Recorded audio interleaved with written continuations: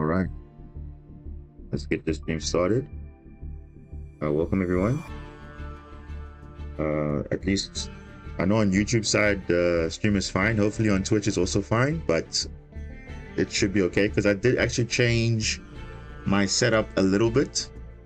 So hopefully there's nothing going to be funny during the stream. I'm just testing things out because I am upgrading slowly but surely, and then things will be okay. But yeah, I did make some small changes there and there, but especially on the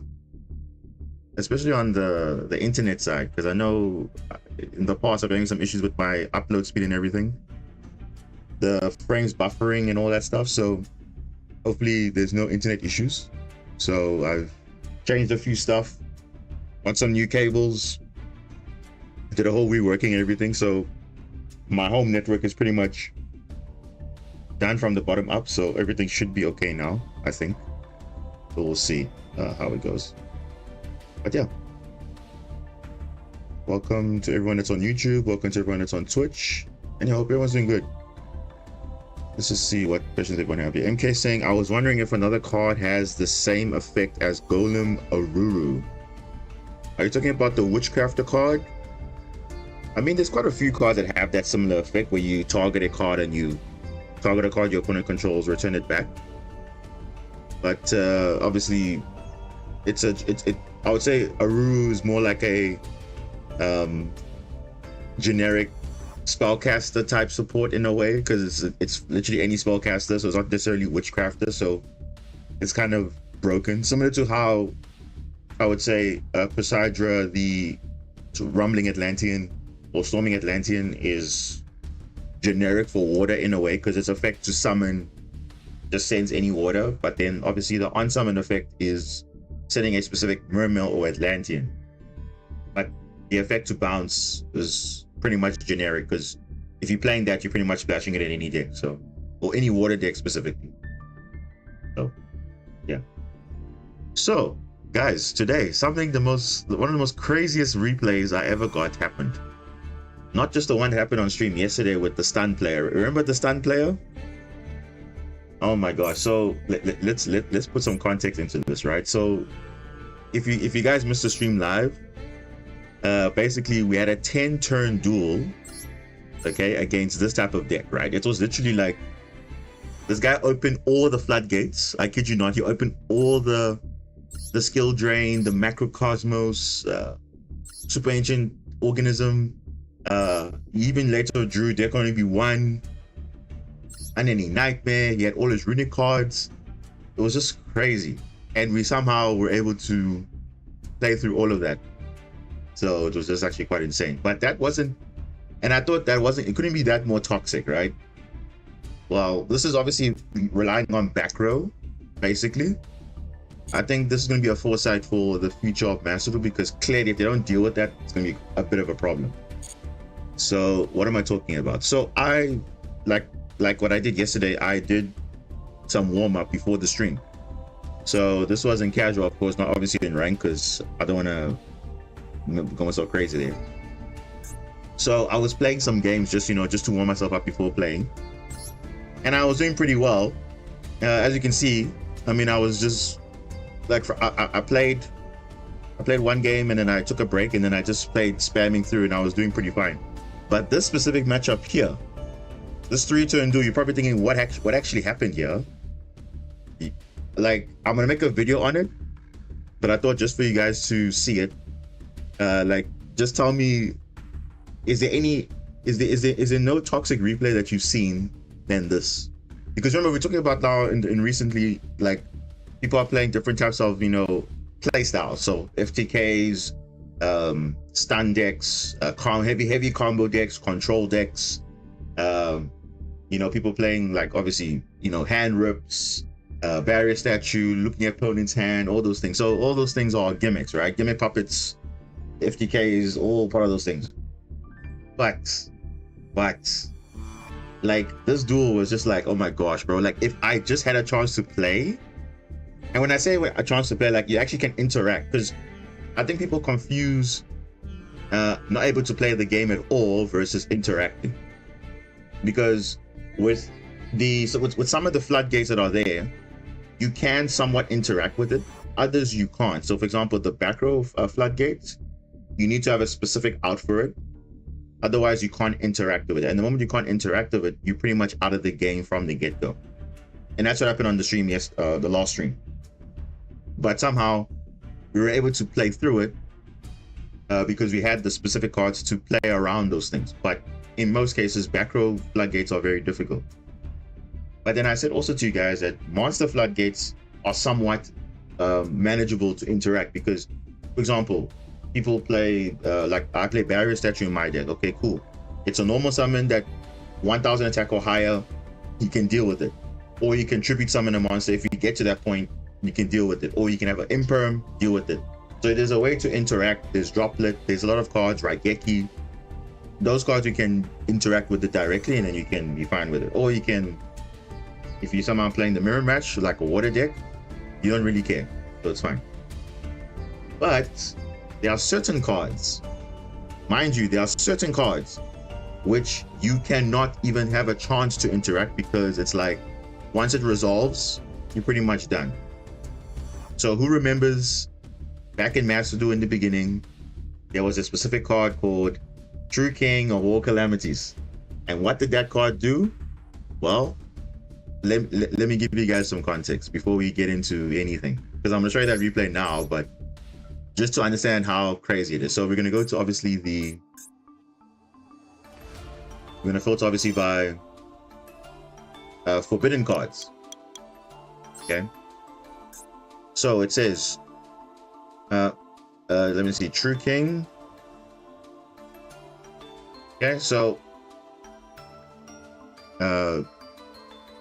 okay, sorry, Frederick, I didn't see your comment. I'm seeing it now. Yes, you can see by the deck list, I'm playing Feather Duster, so that's a no-brainer. But the main card I'm talking about, you see, when this card came out, or when Masterduel came out, everyone was like kind of complaining a lot because this card here literally says you 100% cannot interact at all. Because what does this do? Well, once per turn, quick effect, which made it even worse. You can literally detach material from this card and declare an attribute. The attribute doesn't really matter, but the main thing is this turn, all face-up monsters on the field become that attribute. So basically what they're saying is whatever you summon on the field, right, is that attribute. And also your opponent's monsters in their position with that attribute cannot activate their effects or attack. Broken. And because it was quick effect, you can use things like Droplet or some other card to dodge the effect if they try to negate it. So because it detaches for cost, but if you negate the effect resolving, then it's fine. But most people cannot deal with this card because on top of this, they would have other cards to support it. Like for example, I think it was, I think Apollo. Yeah, Apollo was in the game, but they had cards like Thunder Dragon, Colossus, Baron the Fleur. I don't know if Baron the Fleur was legal at that time, but this card was crazy toxic. And if this didn't work, then that's it. So it's like, if this card was summoned, you pretty much couldn't play the game. It was done. So it really was like not that bad. Because you shouldn't worry about the attribute. The fact that the attribute is just a supplementary thing, but it says also, that's the part that was kind of broken. The attribute didn't really matter what it was on the field, because whatever you summon was going to be that attribute on field. Because it doesn't say all face of monsters on the field currently controlled. It's just all the monsters on the field in general. So in the hand, you can still have your attributes, but on the field, when you summon, you can't do anything. Broken. There's another card called Shockmaster. Okay. Very old card. People don't even know about this. What does this do? The same thing. Once per turn, detach a material, then declare a card type, monster, spell, or trap. That type of card cannot be activated nor activate its effect until the end of your opponent's turn. So what does that basically mean? It is basically kind of like 2 turns. In a way, once this resolves, you can't either activate monsters, you can't activate spells or trap, but the main one was probably monsters. Or if you're playing against, for example, Labyrinth, you will call trap, they can't use traps. If you're calling like Runic, for example, or a deck that uses spells, You call spell, they can't use spells. So this card was literally toxic, and it was actually quite easy to summon. 3 level 4s in this day and age, very easy to summon. Generic, no real requirement, and very easy to summon. So yeah, this card is very toxic. No. Ban, good riddance. There's another card, Utopic Zexal. Okay, so you notice the trend, because both those cards already basically says you cannot interact with it unless you have an imperm or something. But if you don't, then it's like, what do you do? Nothing. Because all these, obviously these cards can be negated by imperm, but the fact that if you don't have imperm, then it's like, what are you doing? What is this? What is this? This was Numeron turn 1 win con, because Numeron would spam bodies for free. 3 number Xyz monsters with the same rank, so it's pretty much easy to summon in Numeron. And you can't negate the summon. Then when it's succeed summon, your opponent's card effects will not be activated. Okay, cool. That's fine. Then once during your opponent's turn, again, quick effect, so you can dodge it with something, you know, in case they want to imperm it or whatever. Your opponent cannot activate cards or effects this turn. So you cannot activate anything. Unless you have inherent summons, you cannot activate anything. No effects, nothing like that. Broken.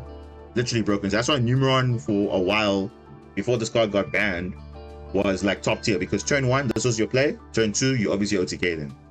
Before then, Tempire didn't exist, so that's fine. There's another card that deals with you cannot interact. Mystic Mine. Where's Mystic Mine? Mystic Mine. TCG players know what this is. So, what does this do? Basically, it's a spell card that says if your opponent controls more monsters than you do, your opponent cannot activate monster effects or declare an attack. If you control more monsters than your opponent does, you cannot activate monster effects or declare an attack. So obviously, you're gonna have nothing on the field, just Mystic Mine and probably spell cards, and that's it. And then obviously, if you control the same number of monsters, destroy this card, but you'll never let that happen. So this was literally like the win con for most people back in the day when this was legal. Like, people were just using this to stall out the games. Very, very toxic. Again, what was it doing? Not allowing interaction, right? Because it's not that you can't even declare an attack. You can't even activate monster effect. So even if you do something, you can't even get rid of it unless you had a spell specifically. But they had ways to deal with it. It was just way too toxic. So they banned this card in TCG. It never got unbanned in masterduel. It's still banned, so it's fine, no problem. Okay, so let's go. Now we understand what the context is. So now let's go into the matchup now. That happened when I was, doing some warm up.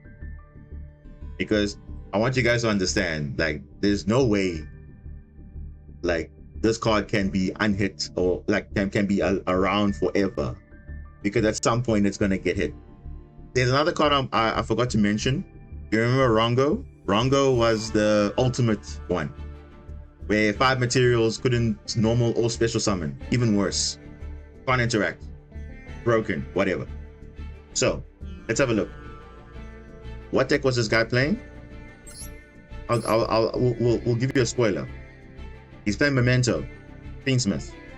Okay, no problem. That's all you need to know. He's playing Memento, Fiendsmith. Okay, so great, fine. Yugioh artist, welcome. So that's the content. He's playing Memento, Fiendsmith. Let's see how this duel unfolds. Do you want to run 1 or 2 copies of Droplet? Not right now. I don't see. I mean, Droplet is okay, but I don't see it as a practical use now. Okay. So I'm going second, and I'm very confident with this hand because I have Perelia as a form of, because we know he's playing in Memento, he's going to normal summon or summon from the hand definitely, right? So that I knew with confidence this was gonna do something if he didn't negate it, but let's see what happens. But either way, even if it just got negated, my hand is pretty good. I mean, I have interruption, I have plays here before even committing to normal summon, betting out, as much cards as possible, and then you go from there. So not bad. Okay. So let's see. You start with Fiendsman combo. Now, obviously, I don't have hand traps, unfortunately, but we've seen in the past. We're more confident going second now because we're able to play through boards going second than just relying on Marine's engine alone to do it. I mean, it can work, but sometimes you just need to play around certain things and all that stuff. So, literally, this guy's gonna do normal combo. He had the Lacrima in the hand, so he had to summon it from the hand. Sucks for him, which means he only plays one. So I get a draw there. So I get a Dragoon, that's fine. But I had a Shadow Squad already, so I didn't really need it. But yeah, let's see what happens. Because at this point, I didn't know what he was playing. And I see Arrow Eater. Then I see Memento Goblin, and I'm like, oh no, he's playing Memento. So, not bad.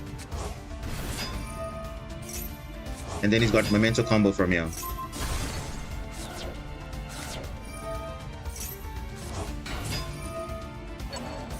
So I wanna get to the point where everything just changes, right? So here he's gonna go Apollo, that's fine.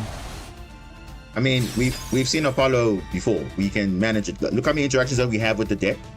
We can definitely deal with that Apollo, no problem. Because this is 1 disruption, Shadow Squad is 2, we do something, that's 3, done, no problem.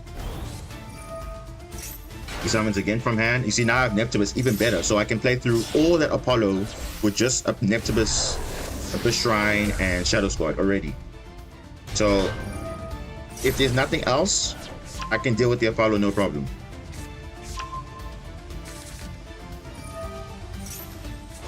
Then you go Mental Combo, obviously he summons again. So I drew Cross out, which is, you're going to see, is going to be quite relevant here, but it's not going to make a difference, but you'll see what's going to happen. So you're probably thinking, why am I stressing about this replay? Like, it's just Memento. They're going to do Fiendsmith combo, they did it. They bridged into Memento, and then it's just Apollo on field, that's it. Well, you're going to see. Just note the difference in the combo here.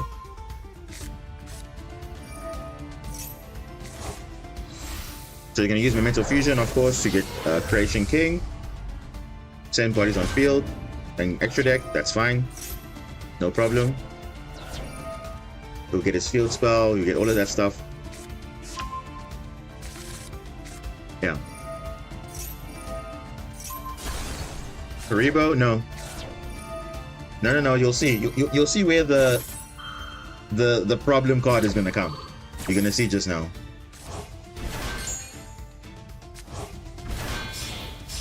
So did you see that? Look at this. This card here.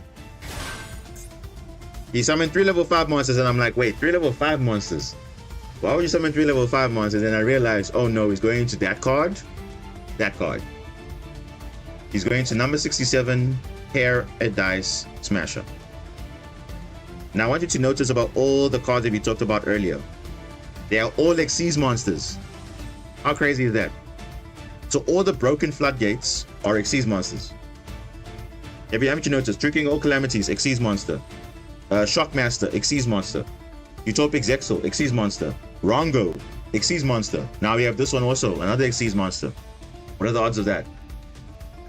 So what does this card do? Well, once per turn, during the main phase 1, which is the main phase 1, detach 2 materials from this card. Each player rolls a 6-sided dice twice. So basically you just roll 2 die and that's it. So there's going to be 2, let's say 1 and a 4, that's 5. You're going to roll a dice, let's say 2 and a 6, that's 8. So 5 and 8, obviously you are higher, so let's see what happens. The player with the highest total cannot activate monster effects or declare an attack until the end of the next turn. So it's the turn now and basically my turn, right? And then once per turn, if either player rolls a 6-sided die or dice while this card has material, you can treat one of the results as 7. So where would this come in? Because you ideally want to have 3 materials under this, because let's say, for example, the opponent now, if you do your own dice roll, you get a 4. or let's say you get an 8, right? And then in my case, I get a 4. They can literally make one of the results 7. Okay, so they can make it higher. So it's almost guaranteed that your opponent is going to be floodgated out because they can manipulate that because of that third material. Because it says while it has material, so that's why the third material is useful. Even though it requires 2+ level 5s, you can make many level 5s under it as possible, but you basically need 3 to resolve it 90% of the time. And it resolved. So a 4. So you see he has 5, I have 3, and a 6, so I have 9. So if that combination was lower, he would actually lose the ability to activate monster effects, but of course he can manipulate it. So it's most of the time going to resolve for your opponent, which in this case is me. So then I was like, really? He really just did that.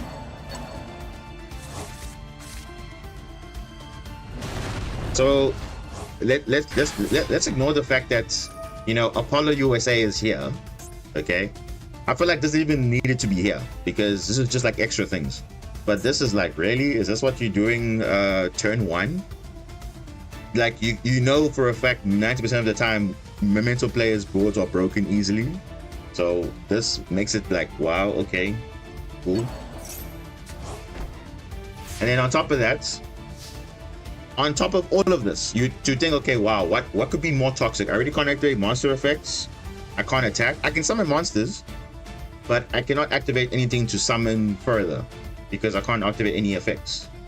Because my hand is pretty good. As you can see, my hand is pretty playable, right? It's very much playable. So now I'm wondering, what is the worst that can happen here? And Maxi. And I'm like, are you serious? You floodgated me out of, you know, activating monster effects. I can't even attack. And then on top of that, you also have a Maxi and probably have other disruptions also, which is the Bone Party or whatever. Now I had the cross out, but I mean, it didn't matter because it's like, I can't interact with this board. So this is an example of, you literally cannot interact. You have 0 interactions. The Apollo is basically useless. It's a normal monster at this point because what is it? It's not negating anything. You're not interacting with your opponent. You're just activating cards, but just to stop a Maxi, but that's it. Even if the Maxi resolves, I couldn't summon anyway, like further, apart from 1 normal summon. But what's the normal summon gonna do? 5,000 attack, 2.1, 2.4. I can't do anything. These are all low attack. So what's that gonna do? And he still has also disruption. So I'm like, I literally sat there for like a minute and I'm like, really? Is this what the game has come to now? Because instead of at least getting some sort of interaction out of your opponent, they're literally saying, no, 0 interaction. But let's also throw in, you know, a Apollo just made with Fiendsmith, by the way. And then this card is just broken. And the fact it's an SR2, it's like pretty much accessible to anybody. Anybody that plays level 5s in their deck will benefit off this because it's like a free floodgate essentially. So I'm like, yeah. And I had to end because I literally cannot interact because Neptibus can send something, but I can't even activate monster effect. So even if I summon anything, I can't even activate anything. So in my mind, I'm like, seriously, is this the way we want the game to be played in the future? Because this card is actually rampant right now in the OCG, because guess what's using this card in the OCG right now? It's Vanquish Soul. Vanquish Soul has level 5 monsters, and especially the new one that can summon for free, not for free, but summon on your opponent's turn during turn 0 plays and turboing out this card turn 1. So it's pretty toxic, I would say. Because like I told you, all the other cards before, they were all having the similar effect. Basically saying 0 interaction. 0. Barrier statue, you can interact with it. This one, you cannot. Because unless I had an imperm, That's the only way I could have dealt with it. But let's be honest, what are the chances you've used Imperm already in the combo somewhere? Because you can say, oh, hold on to it, but how do you know they're going to go into that? How do you know? Do you have Nibiru? Oh, they got Apollo for it. So it's like, what even is the point? So I literally, with the full hand like this, I couldn't do anything, which is really sad because it's like, could I have broken the board? Probably. I mean, if you have to think about it, 3 disruptions of Apollo would have been sorted out. The Creation King can pop 1-2 cards. The Bone Party could also get another disruption if like spell or trap or whatever, but we could play through that because we'll do all of that without normal summoning. And then we'll still have plays beyond that. But yeah, nothing. So all of this is just like, okay, did he really win the game because of Memento, or did he win because of one specific card? It was one specific card. That's it. So this is basically like a True King of all calamities, but at home. Because I couldn't literally interact with my opponent, which is broken. Literally, I just sat there and like, I'm not even going to bother activating anything because it's not going to matter. I'm like, seriously? Imagine if that was a rank up game, or you know, something that actually was going to be like on the line, and that's the way you're going to lose to a card like that. That's basically as good as it being FTK'd, basically, because 0 interaction, and yet you still had a somewhat board, but the board is like, doesn't even matter because that card literally just said, I win. So the board state was literally irrelevant because if that card was there, it's like, cool. It doesn't make sense. So I don't know about you guys, but for me, that's probably the most toxic thing I've ever seen. Apollo USA with that pair dice, pair in there, smash or whatever, and on top of that, he had a maxi on top of that. That's toxic, bro. Because you're basically BMing your opponent by not BMing your opponent, if that makes sense. Because you're basically saying, no, it's fine. You can't play the game, but just in case you can play the game, let me maxi you also. Like, that's literally just flexing right there. So I don't know about you guys, but that is extremely toxic to me. So I don't understand why that type of card exists, because it really should not be a thing. Because if this card is going to be legal going forward, they need to address it, because I feel like it's something that shouldn't have been part of the thing. Joe, welcome. Yeah, remember Marine says, no, Maxi wasn't the problem in this matchup. The issue in this matchup was, let me go to the Duel quickly. This card here. This card was summoned, and I basically got floodgated out the game because I couldn't even interact with this board because I couldn't activate monster effects and I couldn't declare an attack until basically end of my turn, which is like, doesn't make sense because that's what the game is all about, interacting with your opponent, activating monster effects or whatever. Even if I had spell cards to deal with it, even you managed to break the board, it didn't matter because I've already been floodgated already. And is that what you want Yu-Gi-Oh to be? You know, to the point where now people are spamming out floodgates. Now, don't get me wrong. I'm not saying that you have to blame the player for that, because obviously the player is just playing what he has access to, which is fine. But that's what I'm saying. I agree with you, Joe, that yes, good momentum decks don't run that rank 5, but the fact that people can run that rank 5 is a problem, because it's setting a precedent for the future. Because already we're seeing an impact in the OCG, where in the OCG this card is being abused, and then it's likely going to get banned. And then what's going to happen? It'll probably get banned also in Master Duel, because these are the type of cards that should not exist in the game. Because if you missed out, I basically explain all the cards that are doing a similar thing, which basically says 0 interaction. And the funny thing is, they all exceed monsters. True King of all calamities in the beginning of the game, Master Duel, toxic, get out. Cannot interact with your opponent. They had to ban the card because it was too toxic. What was the next thing?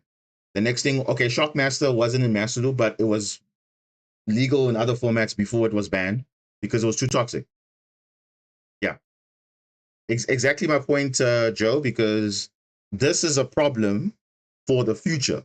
Not necessarily right now, but for the future when level 5s are going to be a thing, because there's a specific deck that's been pretty good as an engine, a rank 5 engine, it's going to be abusing this card quite easily.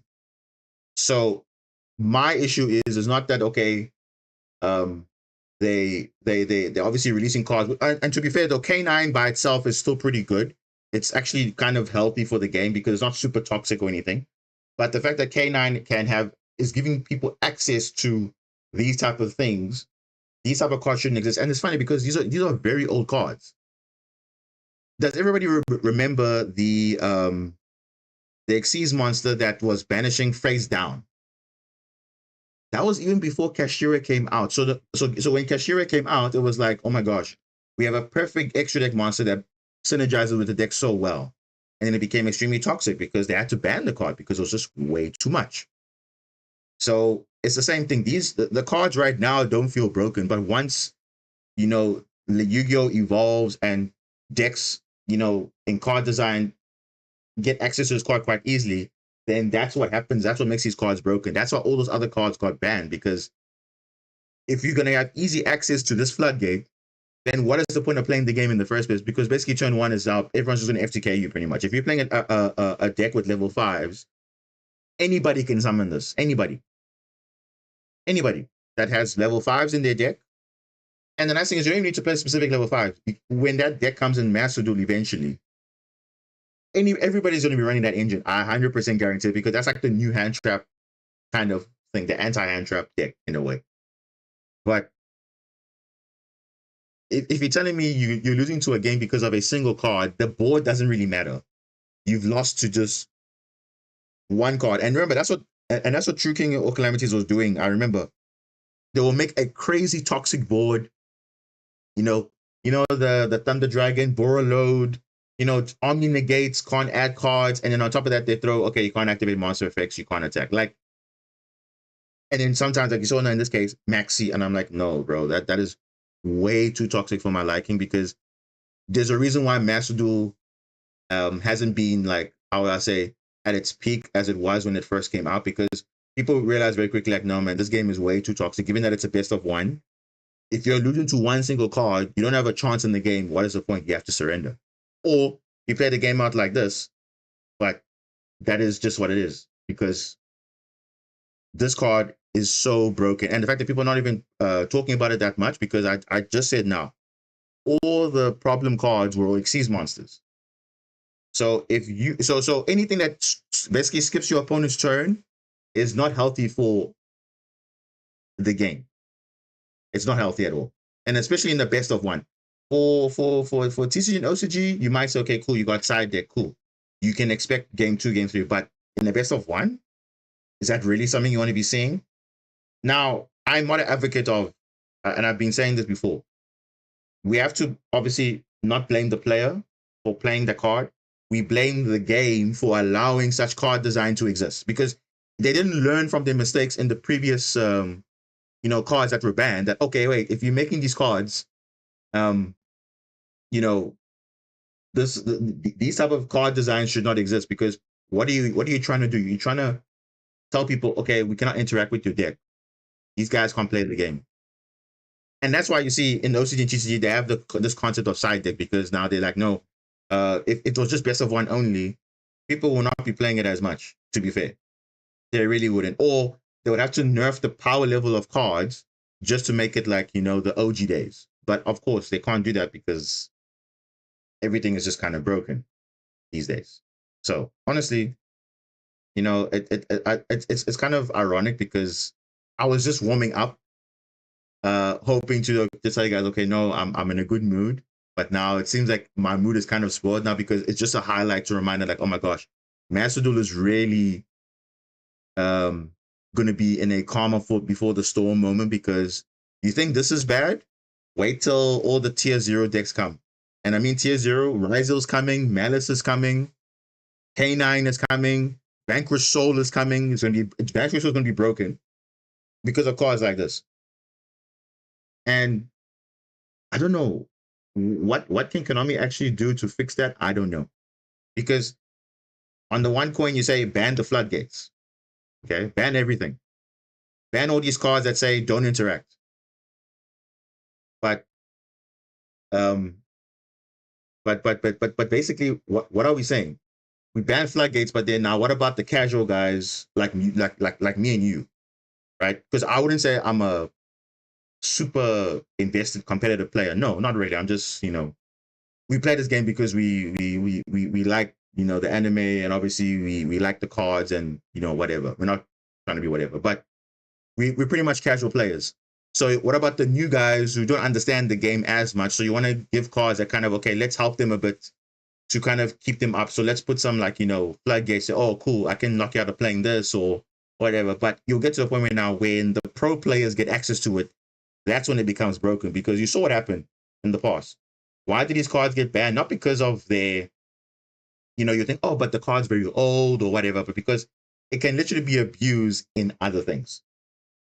So I feel like that is just a very problematic thing that Konami has to deal with, because right now certain cards are not good at right now, but once you release a future archetype, that card all of a sudden becomes broken overnight.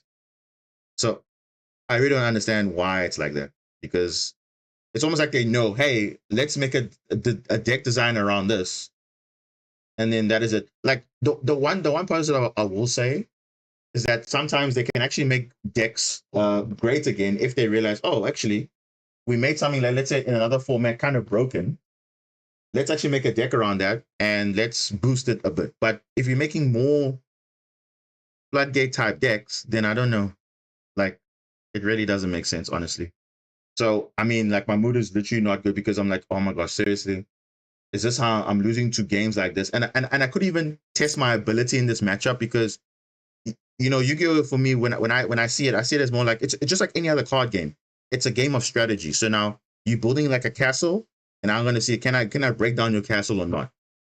I could even show the ability of, okay, this is what Miramo Mercies can do going second. Uh, now I can't, because it's like, oh, I lost to one card, and that's it. So despite my hand being playable going second, it doesn't matter, because the whole duel is kind of redundant, because one card has just said no.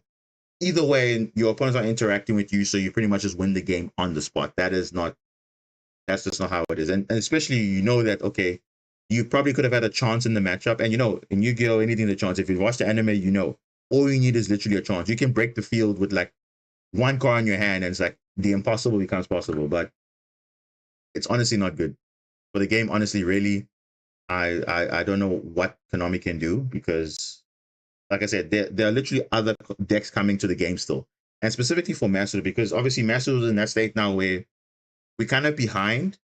So we are like, what are we trying to do? You know, um, I know you want to. At the end of the day, they're not obviously focusing on the competitive players, of course, because in every game it's like that. There's never going to be, okay, siding for the competitive scene, and then obviously catering for just the casual players. They obviously have to focus almost like for everybody, but it mainly has to benefit the casuals, because people want to come into your game, especially if you're new.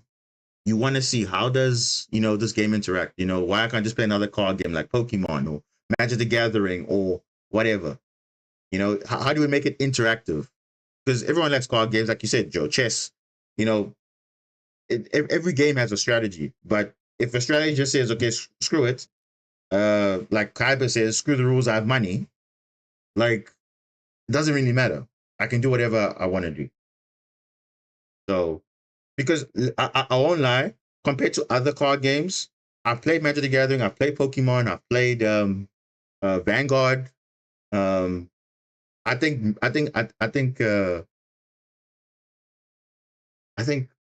Yu-Gi-Oh is in a better space, because it has a bigger audience, and like I'm not saying Magic the Gathering and all that stuff doesn't have an audience. It does have an audience, but I think more people are easier like to recognize Yu-Gi-Oh than any other card game, because although the rulings are weird in Yu-Gi-Oh, I think a lot of people will know what it is. So yeah, I don't know uh, how that works, but yeah,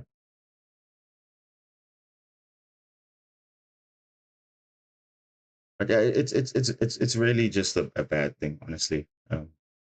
Tricky Time, I do see your comments. I'm just talking, so obviously I am seeing your comments there. So it's not like I'm ignoring it. I do see your comments. Don't worry, I do see it.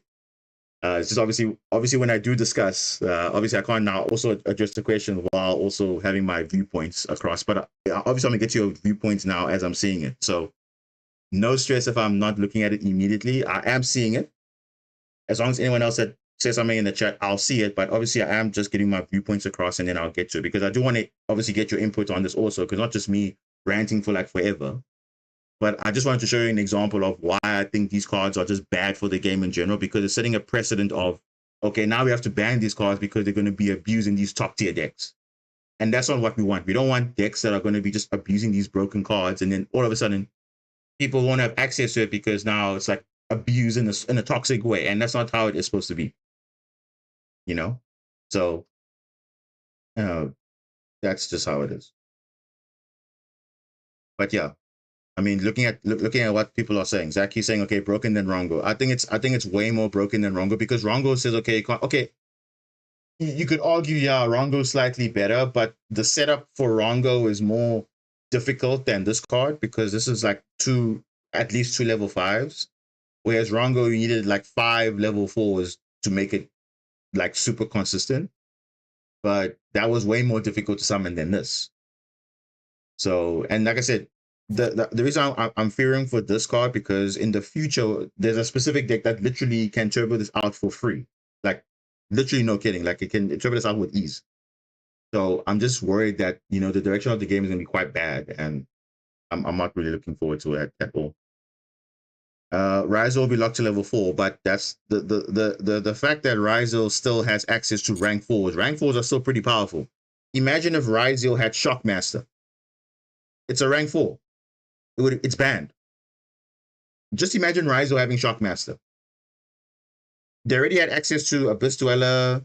There was even another card that could, you know, do some other stuff. But imagine if they had Shockmaster in 2025. Rizal will be easily tier 0, because 3 level 4 monsters, that's what the Rizal can do. Spam level 4s easily.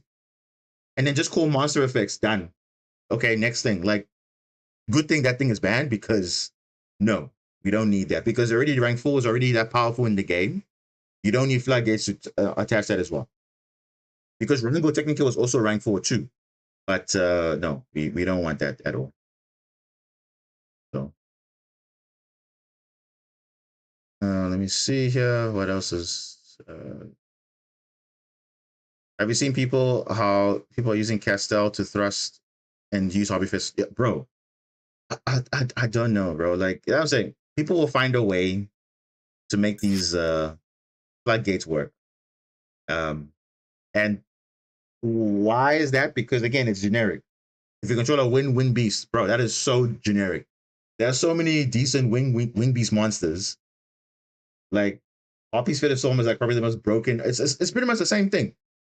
But that one's even worse because you can't even activate monster effects anyway. Like, just monster effects, period.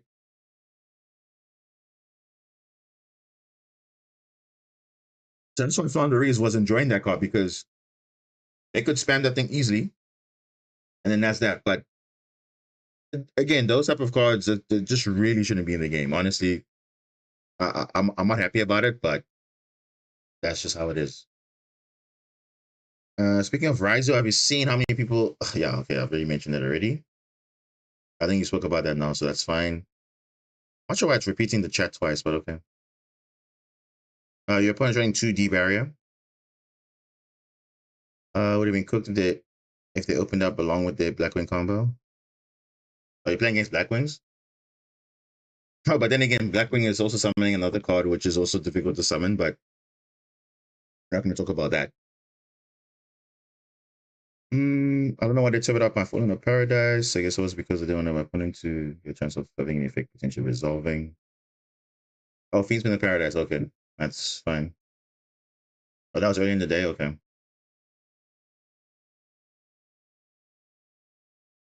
Yeah, let me see here.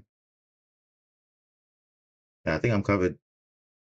But obviously, Tricky Time. Of course, obviously, you're not going to say obviously Ash Blossom Maxi wasn't in the anime, but that's not the point, because there's a reason why it's called an anime for a reason. Is it really an anime if you're just having like hand traps to just negate everything? No, that's not really what an anime is. Yes, there are some cards that did that. There was Effect Veiler. Effect Veiler was probably like the first hand trap. Oh well, I would say Kariba was the first hand trap, but like a proper hand trap was Effect Veiler. That was used by 5Ds by the protagonist there. But other than that, there was no other cards. No Ash, no Maxi, because those cards didn't exist. It was just for the modern format, like the modern game, the real life game, to have people to interact. So yeah. So Veiler is actually an anime card. It's not the same thing with Karibo. Those are all anime cards. Even Kiteroid. Kiteroid, it's not in Master Duel or any other format. It's in Duel Links. That's also a hand trap also to prevent battle damage. Those are like the only hand traps that I can think of that were not like doing anything toxic per se. That was just okay. Effect Veiler was negating a monster, but that was like the first proper official hand trap that people are saying, okay, staples.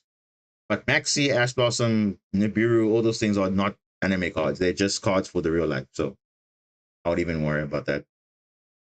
Yeah, Honest also, Jaden used it, you know, in when was it? I think the last season, I think. So Honest was also there. But there was like very few cards that were anime cards, very few. But nothing on the caliber of what we're seeing now, because geez, if it literally had to be just the anime stuff, it wouldn't be that entertaining. And I think that's what they realized. No, we have to make it kind of interactable for guys to say, okay, no, Impermanence, Ash, Maxi, you know, staple cards that, you know, you can play with this normal deck, but, you know, to keep up the pace and make it interesting. You know, because people like, oh my gosh, you cross out, oh, you this and this, like full loss, all that stuff. Like, okay, Red Reboot, yes.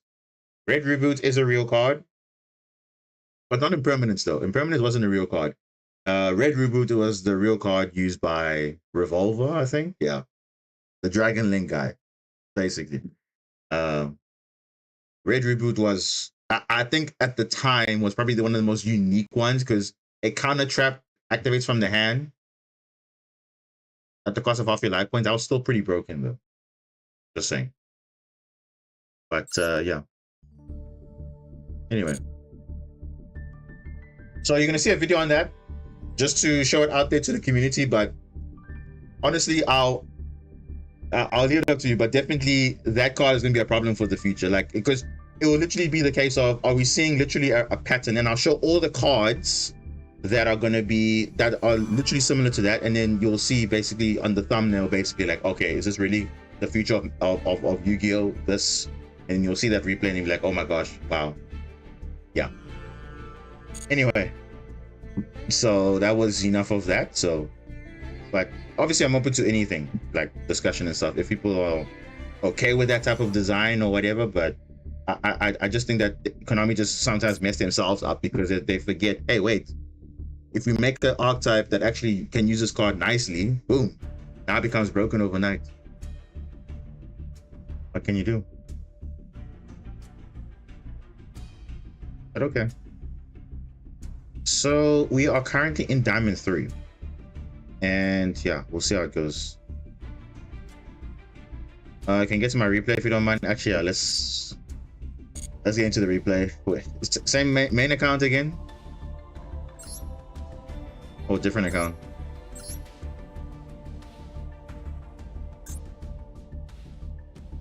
Oh, there's some replays here. Ooh, this is different. What is this? It's the Duel Room. This one?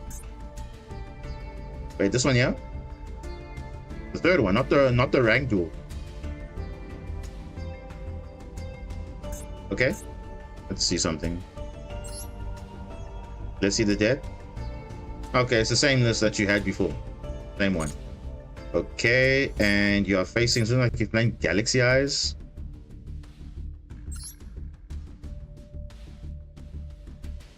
No, I don't think we've seen it before, but I don't know if I have. I don't remember specifically, but okay. We'll see.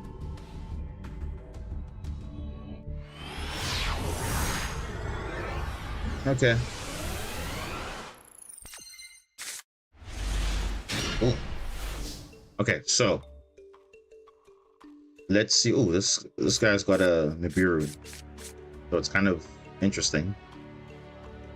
So you have obviously Blue Tang as your normal summon, which obviously is fine, but then you also have Poseidra. So unfortunately here, you can't really play around Nibiru. You can play into it, but you can't really play around it. So this is but you still go with the standard play.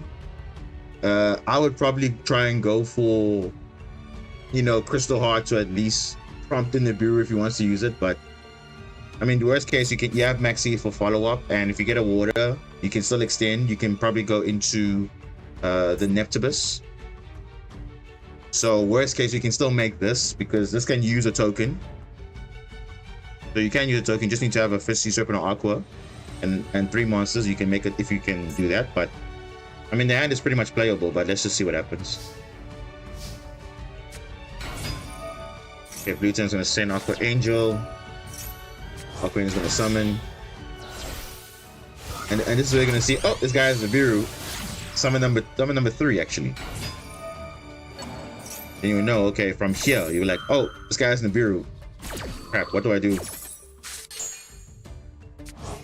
So obviously, because now it's a dual room, it already shows the hand, but basically when it resolves, you can see, oh, he has a Nibiru. So now you must think now, what do I do?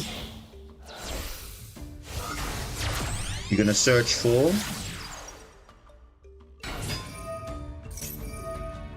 you pray you get something nice here off Blue Tang. What is that? Nibiru, Olga, and oh wow. That's probably the best thing you could have actually got, because now you can actually go. You can actually play on the Nibiru quite well here.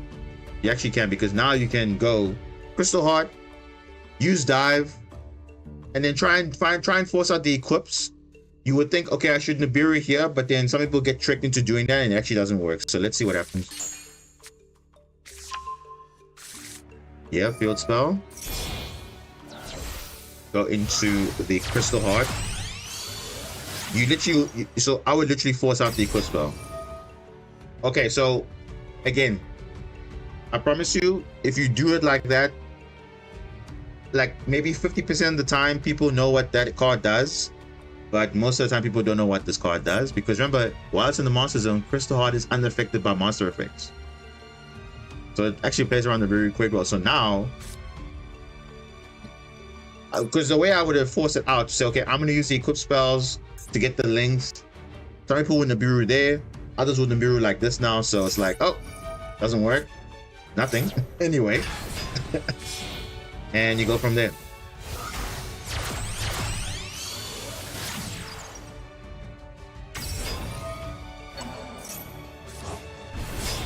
Wait, what? Hold up. Wait a minute. Tricky time, what's happening here? What is happening here? What are we trying to do here? Where is the wave? What's happening here? Did you forget, or was it on purpose? Because you actually could have made Coral Triangle to at least secure follow-up, because I mean, yes, you might say, okay, but now I want to keep Dive for later. But I mean, what was stopping you? Nothing was stopping you. You actually had a Marincis in your hand in the Aqua Angel. You could have summoned Piscalis, and then summoned the Marincis that you had in your hand, and then you didn't even.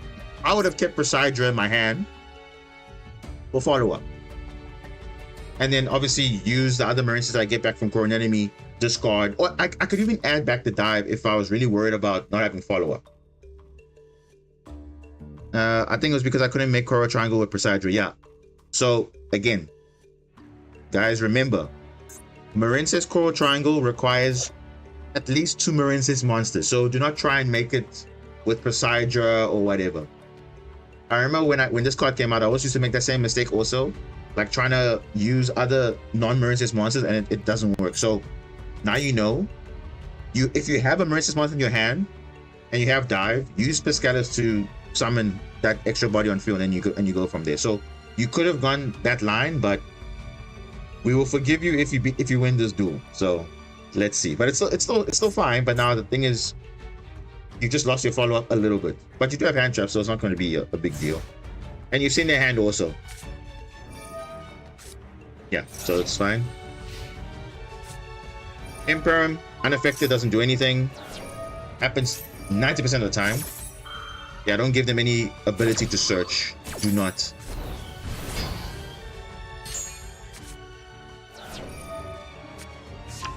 Okay. And the maxi, is that wise? I don't think so. Ooh. Oh, okay. Either time tree is the greatest player of all time, or I don't know, but he just drew wave. That is like a lifesaver because wow. And you summon Crystal in the wrong zone, exactly. So why is he saying that? Because it says here, during the okay, actually has a weird effect in the damage step where if this card battles an opponent's monster, that opponent's monster is unaffected by card effects except its own. So basically it means if it's boosted by some sort of attack or whatever, it just makes it normal. But this says when this card or your Marinesis Link monster this card points to. So you should have put it here. This is the zone you should have put it under a link where Marinesis is pointing to. It will not be destroyed by battle, and you take no damage. So yeah, that was also a bit of a hiccup there. But you do have wave, so it's fine to make up for it.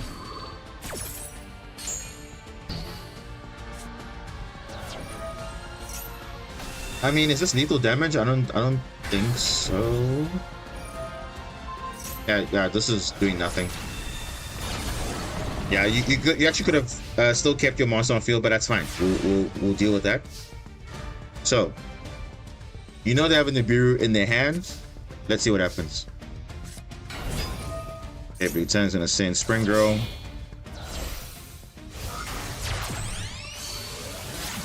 Spring Girl into Blue Slug. Okay, it's fine. Retying is fine. Adding, what are you gonna add? Let's see.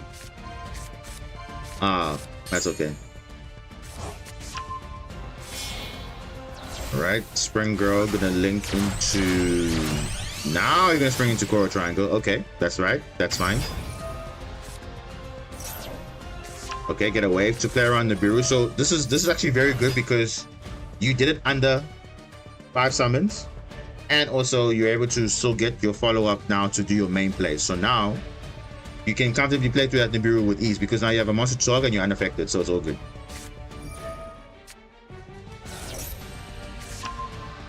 Right, then this is now Mermail gonna be dominating. Oh, you can get rid of it. Yep, that's actually good. Get rid of it. Bye. Okay. Oh, that's good. That's really, really good. So anyway, it's kind of a board breaker in a way, the Minstrel. So turn 1, look at your opponent's hand, but turn 2, it's actually a good board breaker. So get rid of unnecessary hand traps.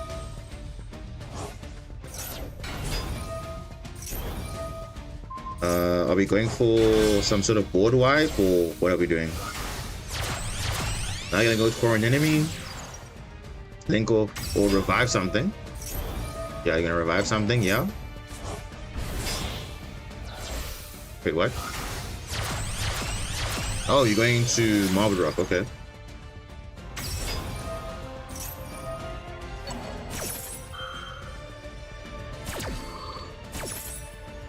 Yeah, you're gonna try not to get, I assume, right? I believe you have enough. Ooh. Oh, that's good. In phase, why? Bro, wait, hold on. Wait. Could you have not spun this back?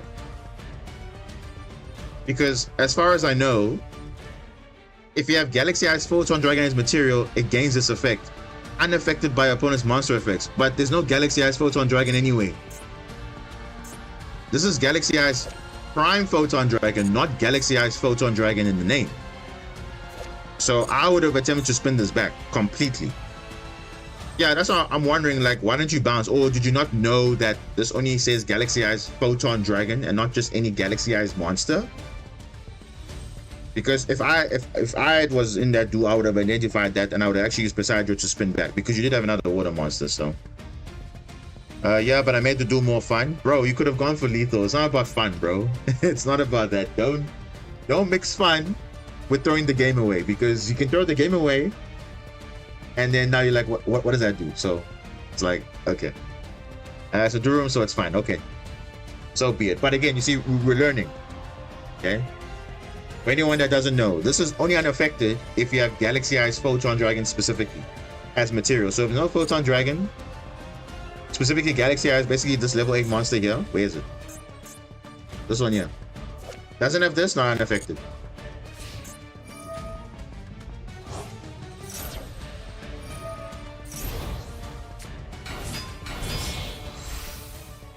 I mean, no, yes, I know it wasn't e-tournament gameplay, but it's still good for those to understand how the interactions work still.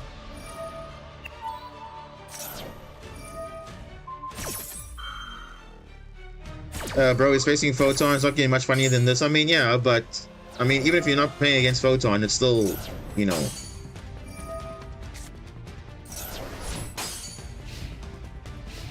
It's still good to learn the interactions because it will help you in the future. Okay, so now, so now he has this card on the field. So now, obviously, you cannot target it anymore because now you have this that says, while you control this 60 summon card, your monsters that are 2000 attack on your opponent's side cannot be targeted or destroyed by your opponent's card effect. So now you can't use Poseidon anymore. And this is a Ryziel card. This Ryziel can use this. And because you use Impulse, you're gonna destroy now because you have a trap card. So now you can target it again.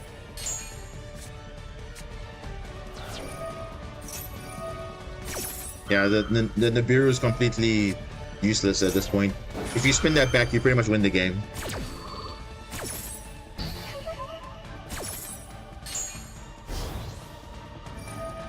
Or not, I don't know what you're gonna do. Let's see.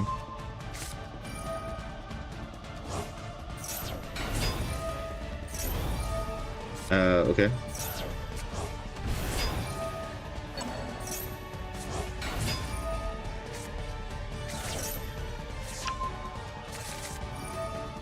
Okay. Going for Zelanta straight away? Or what? What are we doing? Neptibus? Okay. Interesting, Neptibus. What are we doing with Neptibus here?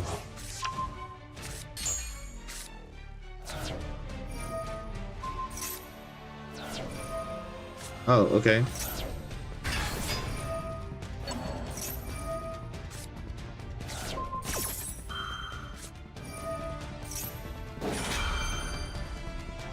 Okay. Bro, you could have literally.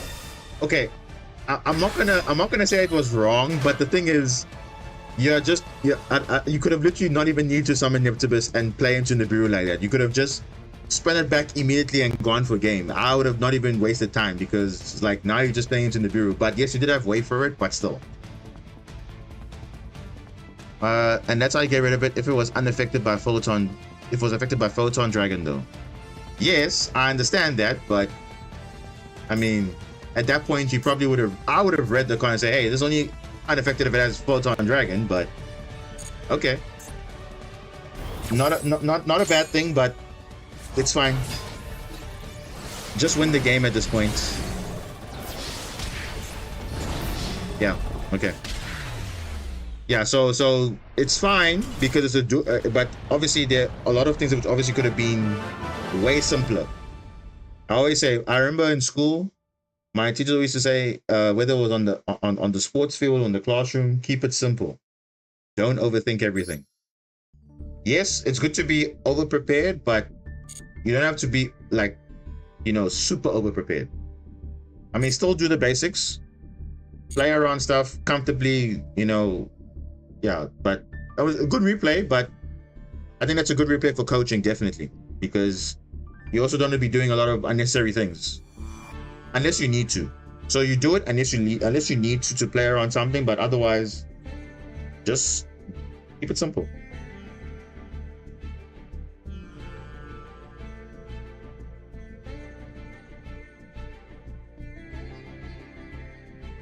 And trust me, I'm probably the worst coach ever, so people don't even listen to what I'm saying half the time anyway. So I wouldn't take my word for it, because it's not like I'm like the expert or whatever at this deck anyway. Because even playing with it for so long, I also can still make those small errors there and there in the matchup, which, okay, I could have played better here or whatever, but that's where, you know, you have the replays to analyze and say, okay, hey, I actually could have made a better play here, or what. Because you have to get better. I mean, even if you're an experienced player, if you're an experienced player, you still have to get better over time. Ooh, okay. We're going for some OG combos here in Marincess only. Let's see what you can do.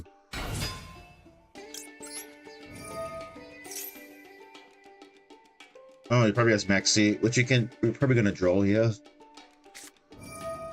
A fake Veiler.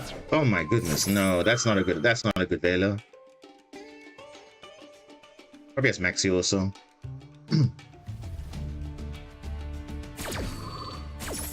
Oh my goodness, wow. A fake Veiler blue tank. That's probably the worst thing you could have done.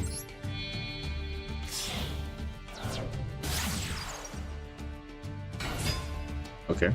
Oh. Now you know.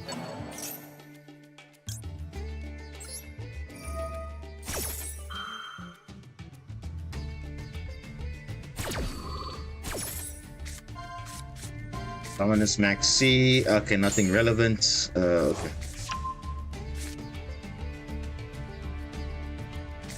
I think he still has something, but he's not saying he has something, but I think he has something.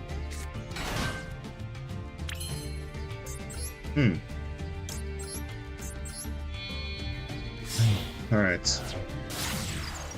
Maybe he has Imperm. Probably. I think he has Imperm probably, but we'll see. Or maybe another Veiler. I don't know. No. Roll? No? Okay.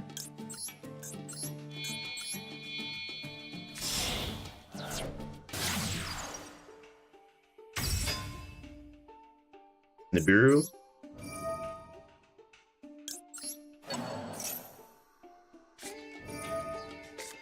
What? I'm so confused. Now he wants to Maxi now? Bro, you could just... Dude, I don't understand. Why do you not Maxi early, bro? Okay.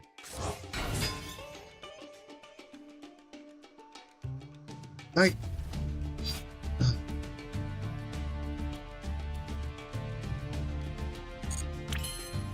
it doesn't matter if you Maxi now, because obviously I'm going to finish the combo now, but, I mean... Bro, that's weird. So weird. You should have just Maxied early. He literally had it, but I don't know why he didn't decide to do that, but okay.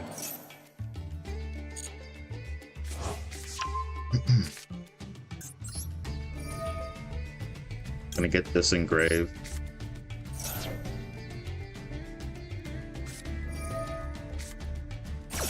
Gotcha. So now, unfortunately, I don't get my Link 4 because I don't have another Marincess to Reborn, which is unfortunate, but hey. It's fine. You see that difference between not knowing what to do and what to send? You see, if I send something else, I would have lost to Ghost Ogre. So now I've played around it completely. I mean, it's not the best, but it's fine. We can still manage. We got 3 interruptions, Imperm, Wave, Draw, and Lockbird.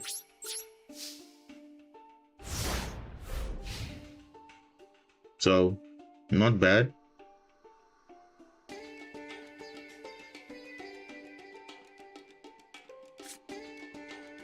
Not bad at all. I mean, I don't know what they're playing, but we'll see. Ooh, regained? Oh, this is like a GG draw, right? Yeah, we just draw here. Yeah. So Tractor's dead. And then they're gonna go Centurion, which means they can't add also. I mean, this is fine. It's like we can literally slow them down. Okay. Now we actually fine. We actually are good. Ooh, that's like the worst one. Well, actually a pretty good one, actually. Yeah. Let's just wave that.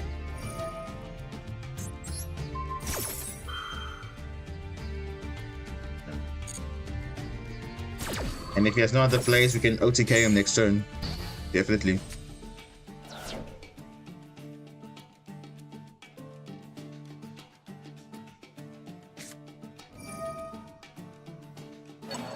On tuner.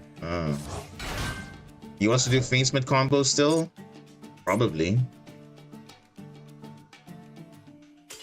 Oh, but he can't because of Synchro Rumble. What a smart player. Synchro Rumble says, summon a tuner monster, but for the rest of the turn you're locked into Synchros. And guess what Fiendsmith does? Fusion. Lock yourself out. So probably now you're wondering, don't play that card in your deck because it's not going to help you to extend. And you're playing Centurion, so you should know better, but okay.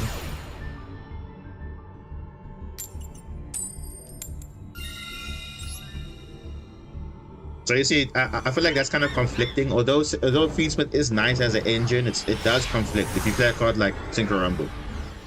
Not really that useful. Oh. Okay. It's actually a good hand. Actually a good hand.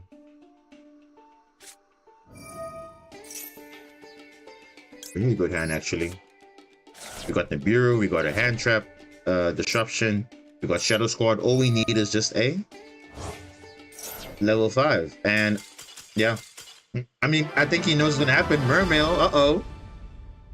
Nowadays, people are scooping when they see a Mermail card. They're scooping because they think, oh, you're gonna hand rip them, but actually, no. We're gonna hand rip you, but not hand rip you that much. Okay, finally ranking up. We should have ranked up last stream, but okay, we're here now. Let's just find out what this guy was. Yeah, it's playing Centurion Fiendsmith. Yeah, this card is not really useful for extending because it locks you out of synchros, so not ideal. And he was playing White Forest Labyrinth with Tillerman. What? Weird deck, but okay.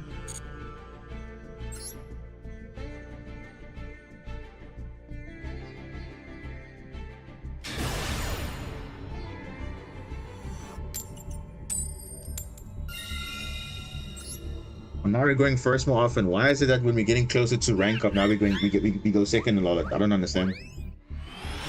Now the coin flips are working now.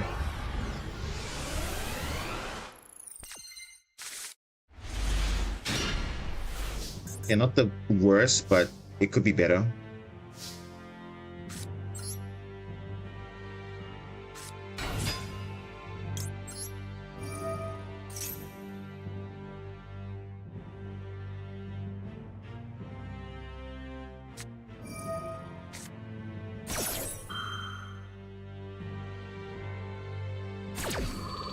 Ooh, a loss.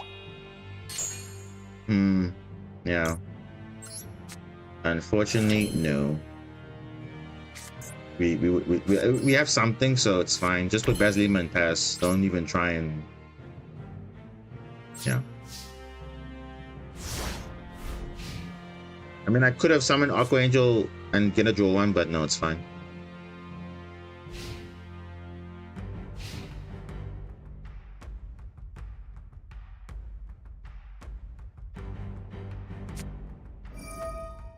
Branded.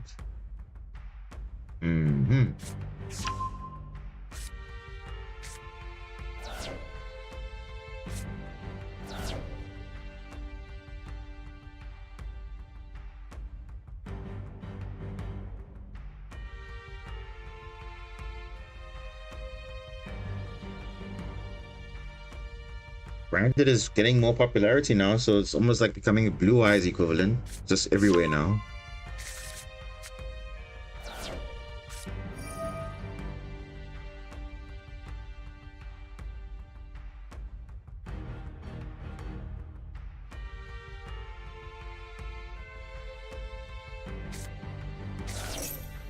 distribution.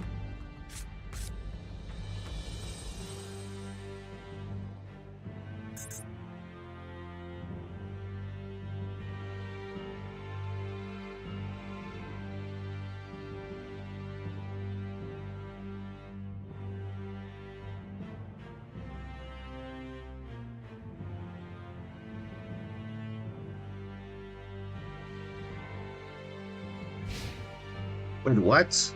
That's it? Oh my gosh, are you serious? Is that all?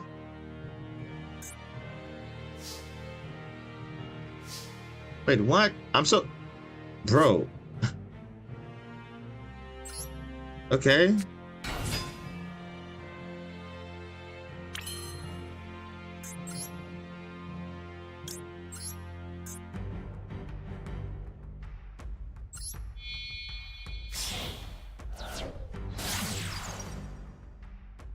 Interesting.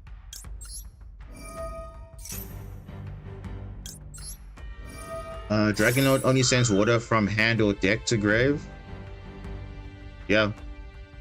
For the cost, yeah. Bro is playing Ash, bro. But what is this hand, bro? Like, you could even do tragedy. Okay, you couldn't do strategy. Yeah, okay, well. Yeah, we're just gonna OTK him now. At this point. Yeah, we're gonna OTK him now. Ash is gonna do absolutely nothing. Yeah. He literally bricked. Like, and the funny thing is he was banking on the Quim doing something, but he had to send the Quim for costs. So you should have just kept it in the hand rather. But okay. What do we know? We are just yeah, but we pretty much win this game at this point. Because all we needed to search was just field spell. We don't need to search anything else. I mean, if he ashes here, it's not gonna make any difference here. We still win the game. Oh, Spring Girl, there we go. There we go. Speaking of Spring Girl. Yeah, it's kind of a weird hand that they had, so. Yeah, Ash is pretty much useless in this matchup. Yeah.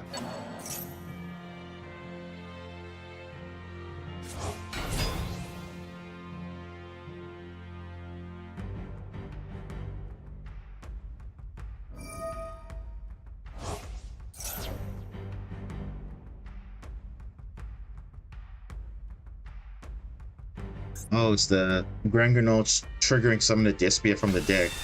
Paridus? Okay, that's fine. I can just imperm that. That's not a problem. I can literally just imperm that, so that doesn't do anything.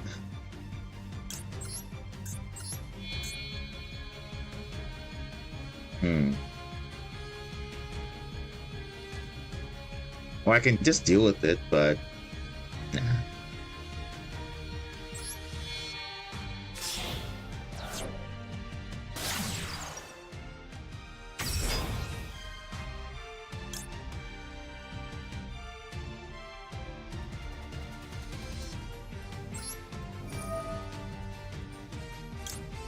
Yeah.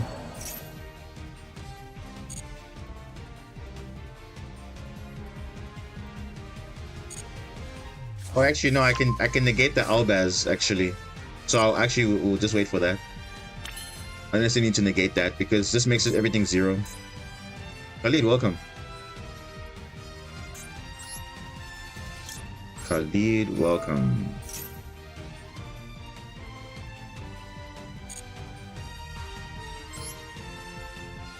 Yep, this is pretty much game. His hand is not doing anything.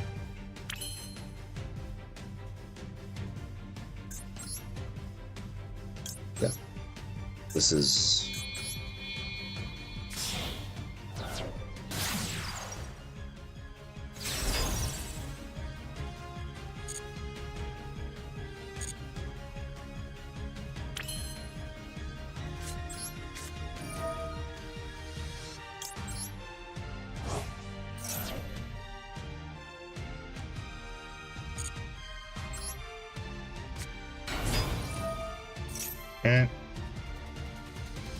And because he has Ash, I'm not going to trigger Shadow Squad.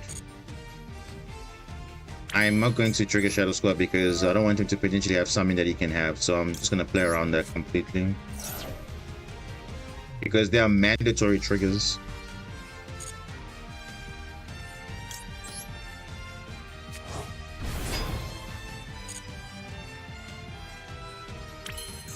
Yeah, it's fine. Zelantis, yeah, this is pretty much a GG.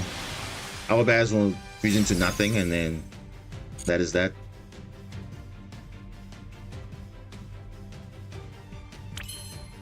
Making everything 0 doesn't do anything because everything comes back.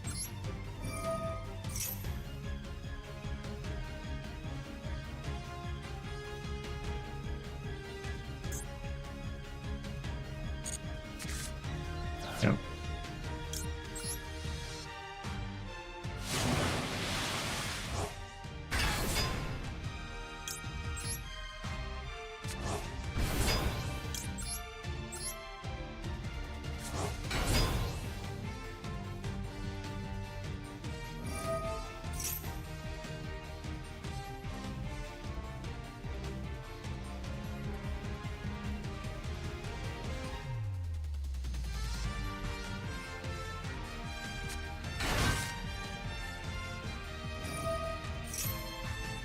Branded? Why not fond of Albaz? What?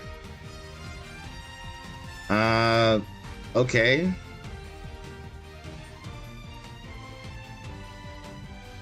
Oh, yeah, okay.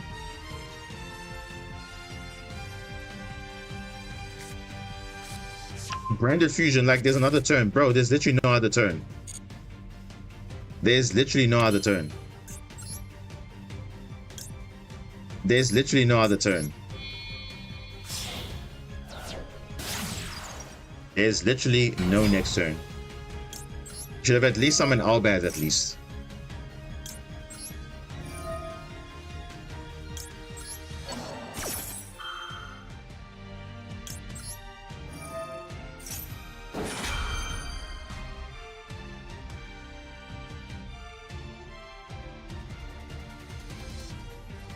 Using Ash not going to make a difference here because I already have the full setup. Dead cards. Anyway.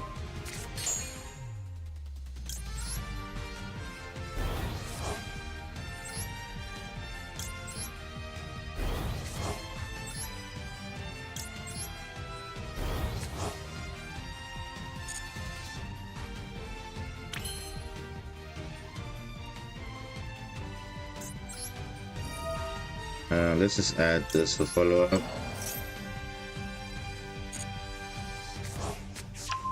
Nothing else sets a disruption. Okay, it's just this retribution just asking to add back.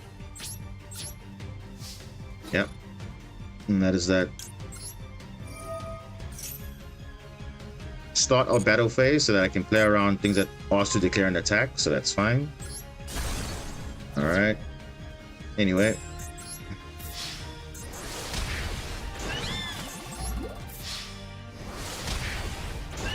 Even the best of players can brick also, and this is proof of that. Look at that.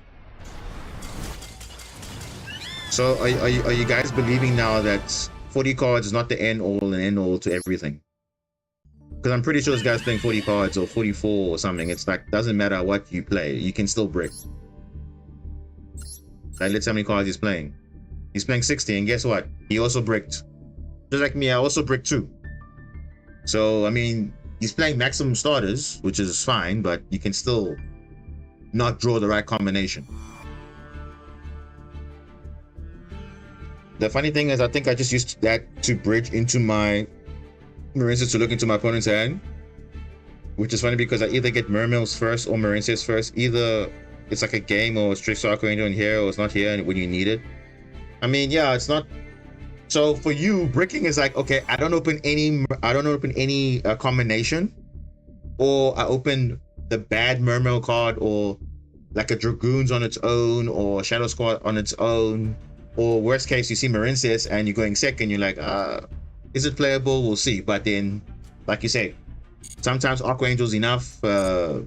You see other stuff. So the one thing I'm trying to show you guys is that this deck is very flexible. And that's what makes top tier decks very good, because they are flexible. So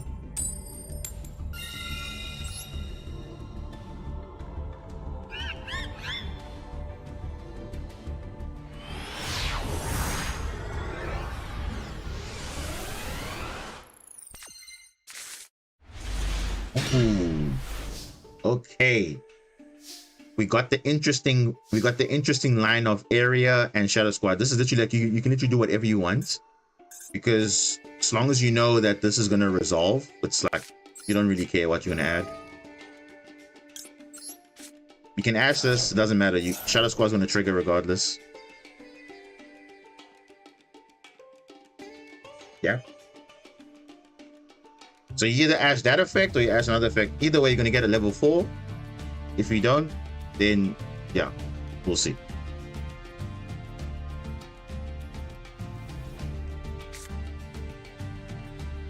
Dominus Impulse is going to be a kind of a. That's a you ashing the wrong effect. I like how they do that. They always ash the wrong effect. You should be ashing the Shadow Squad and not the area, bro. Fuelos. Okay. So we can play around Fuelos, no problem. We can play around Fuelos, not a problem at all. That's one draw, and that's it. That's just one draw. So we can. So let's see if he has something. He does have something. Oh, he doesn't. Okay, so this is how you play around Fuelos Maxi. Neptibus is very cool. 1 disruption minimum. And you pass, that's all. I mean, I could summon this, but I mean, we can keep it for something else, and then I will set Impulse, and that's that. No need to commit anything, but yeah. Vela, Dominus, and a pop 1. Potentially draw another hand trap, you don't know.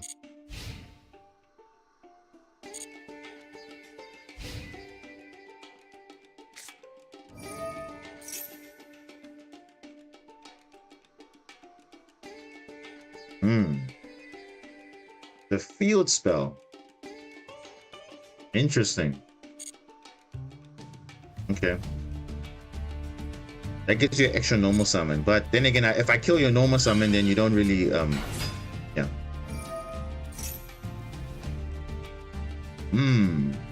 Yeah, because you see, because you have the mausoleum already, this is like your best play, yeah.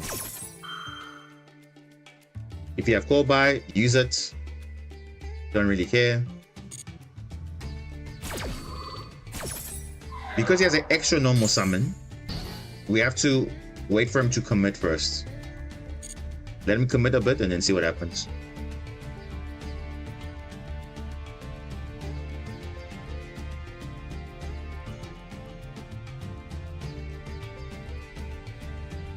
Red of Eyes of Blue, we can destroy it and then we'll take it from there.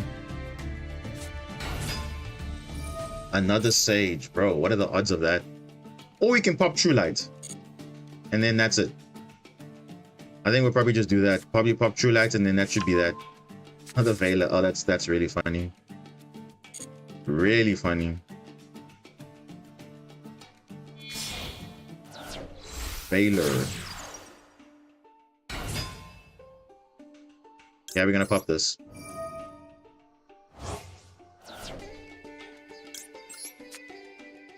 We're going to pop that.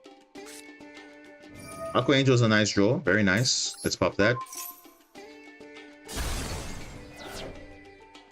He can send his Blue Eyes, but he can't summon it. I don't know how he's going to summon it. We'll see. We have Dominus Impulse in case he has a chance to summon it. We'll negate that. Then we'll go from there. And Veil is not that good against us because... That's fine. He can summon another one. That's fine. But we have Dominus Impulse to negate anyway. So it's like... Oh, he has a Maiden already?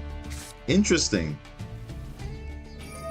Well, we can probably negate the negate the reborn. Interesting. Okay. Let's see what he'll add here. I think we can just stop the blue eyes reborning because he did set the wishes. Yeah, he did, so it's fine. Cool.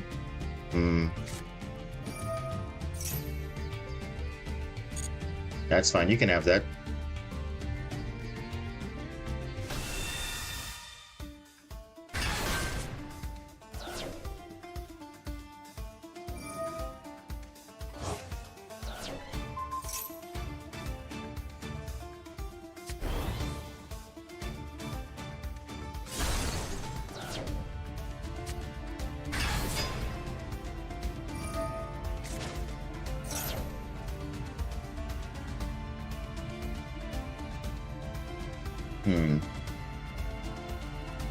He's used everything else, right? Yeah, I think he's used True Light already. He's used the. He's got a Sage though in his hand, so I feel like we need to. Yeah, we need to wait for that.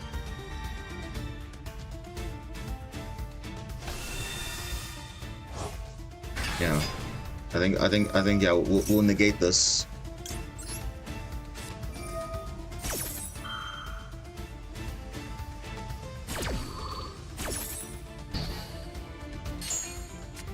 Because I think he added another Sage, so he can just send it another effect monster and then get another Blue Eyes, but at least Maiden won't be reborn, so.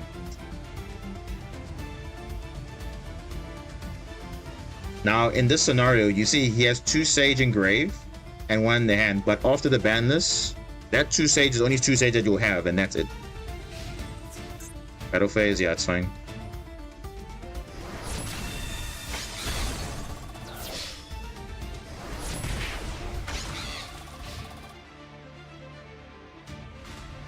We're in a top deck situation.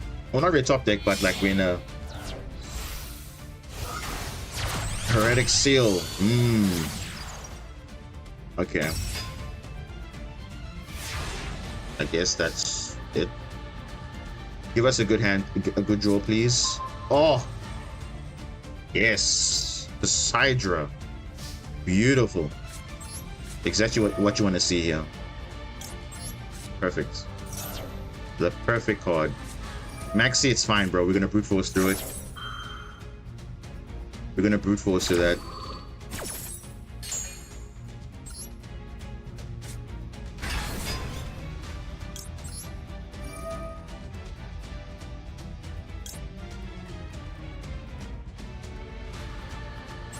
Yeah, we're gonna brute force through that.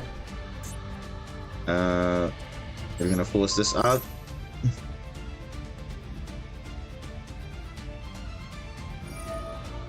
Yeah.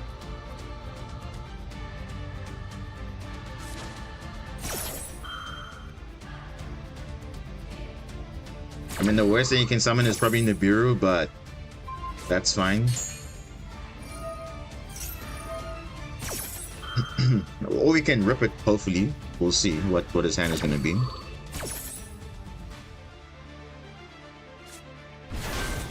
Magnamud.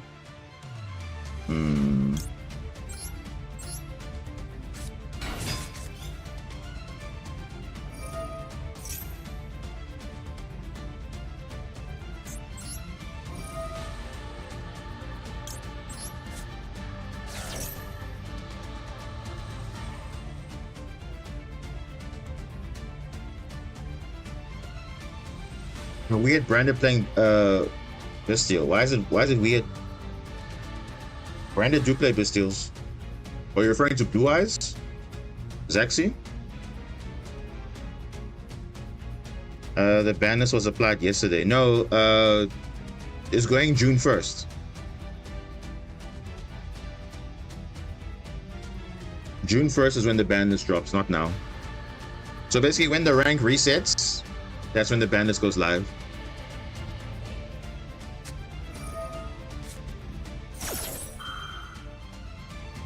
What?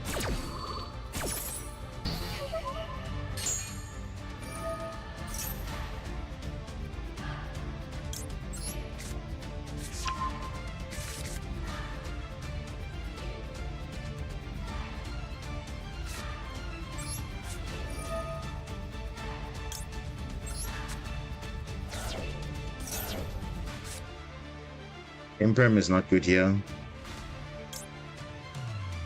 I mean, he's got it. He's got plays though. He does have plays. Because he's such a Abyssal, which means he's gonna get probably Primite.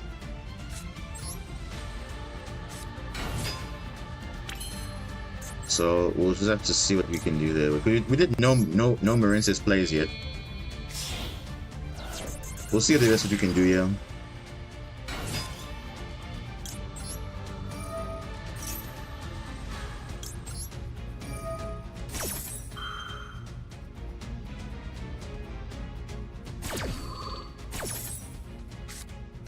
Bingo machine, okay. I'll keep this in mind though.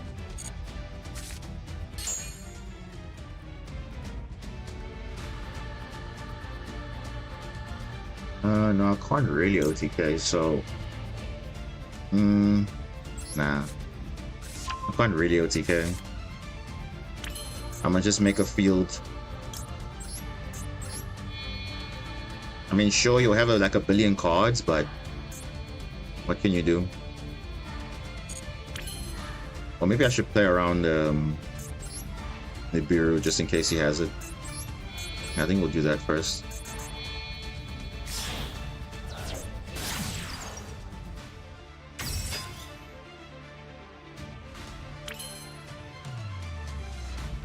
But he still has True Light to summon back stuff, so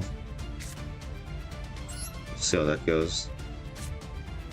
I mean, it's a lot of summons, and you probably will have Nibiru at some point, but we'll see. We'll see. It's a lot of draws, yeah, it's a lot. But what can you do? You can't do nothing because he's gonna get a Primate next turn, and then he's pretty much got full combo from there. And my life points are a bit low.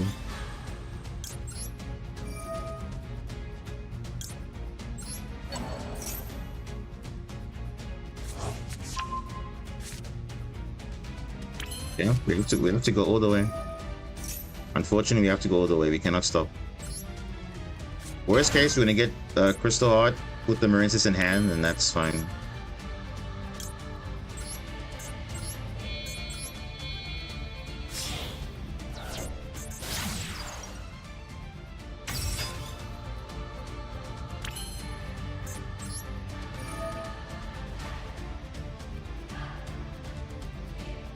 See, I want to gamble with Minstrel, but I'm not really confident with that.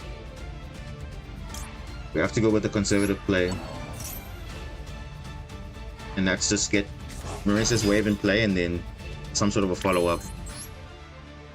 Because, yeah, we need that, definitely.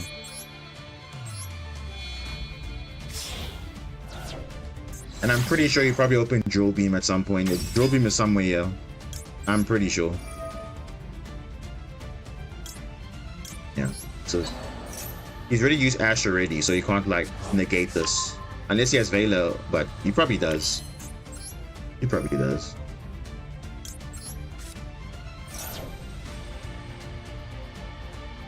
Who's Veiler? Wow.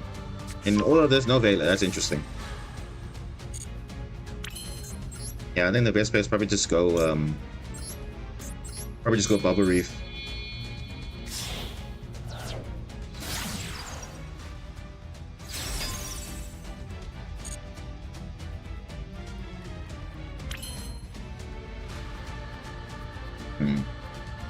And just in case he has Nibiru, I'm gonna not attack into this. Yeah, I'm not gonna play into it because I know he might have it. So there's your Sage, your third one, which won't be a thing in the next ban list. So yeah, I think this is fine. You'll get his Primite card back. Yeah. I mean, he better win this turn because I've given him the perfect hand, pretty much. Yeah. Blue Eyes got like this inherent follow-up. Majesty. Majesty. Okay. Majesty.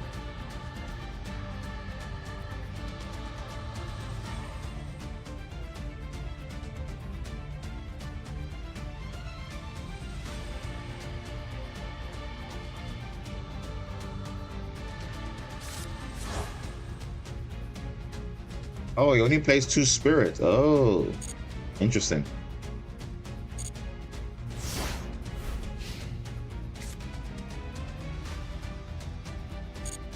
Now, what are the chances he has Joe Beam? Pretty high.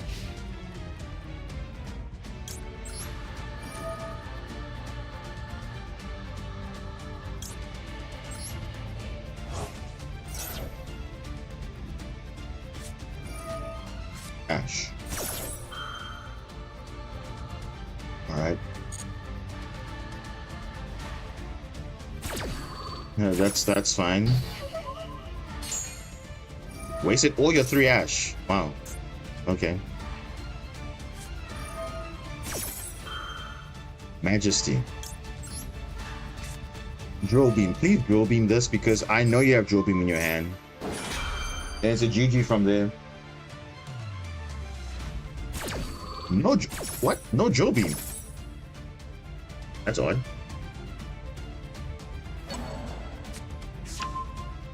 Two blue eyes. No. Okay. I mean, he can still be over this card, but I mean, it's just... I don't know what he's gonna do, though.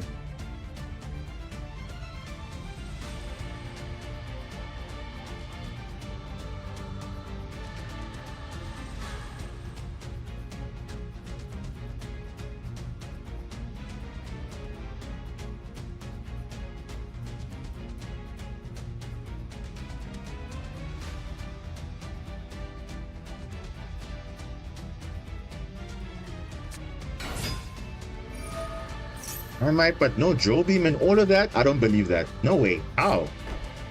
No Joe Beam? That's very interesting. Now there's Joe Beam. Alright.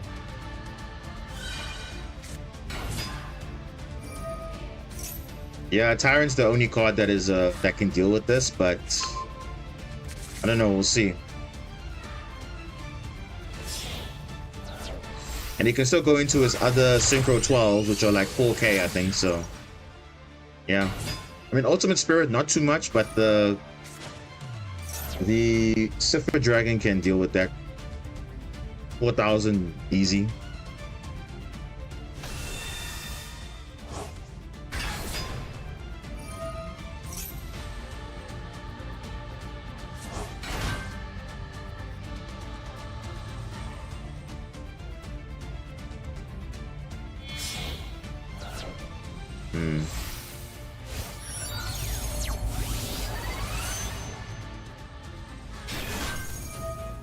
Defense? What? Why? Why though? In defense? What?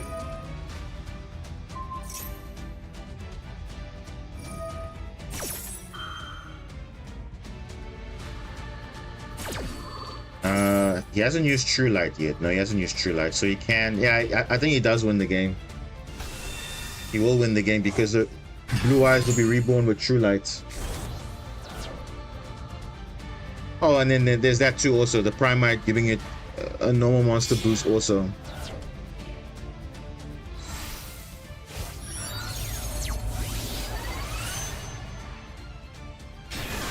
Yeah.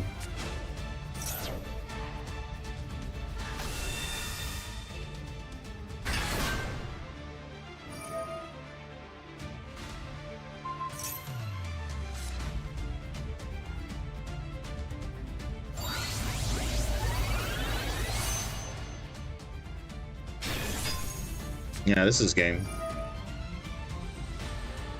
Yeah.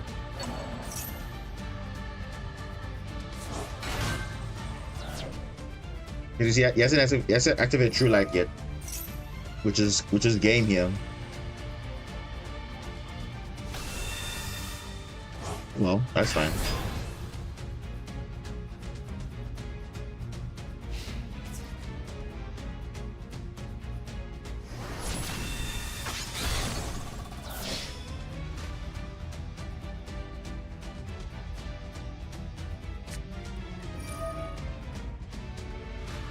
Huh?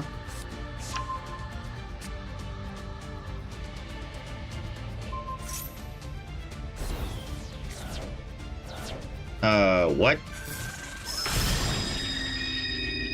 Okay, that's a BM, definitely. That's just BMing now. Like, literally, that's BM. But okay, you'll definitely get nerfed in like a few days, so I wouldn't be so happy about that. Anyway.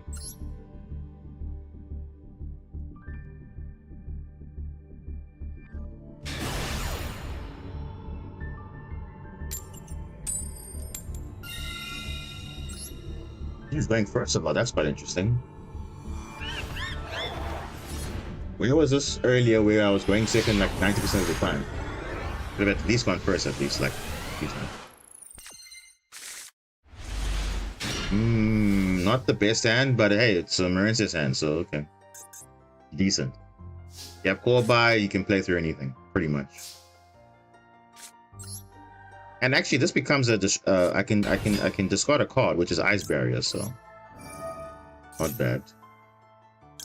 Oh, what? Wasn't the field just lighting up earlier? I feel like that's a troll sometimes. I don't know.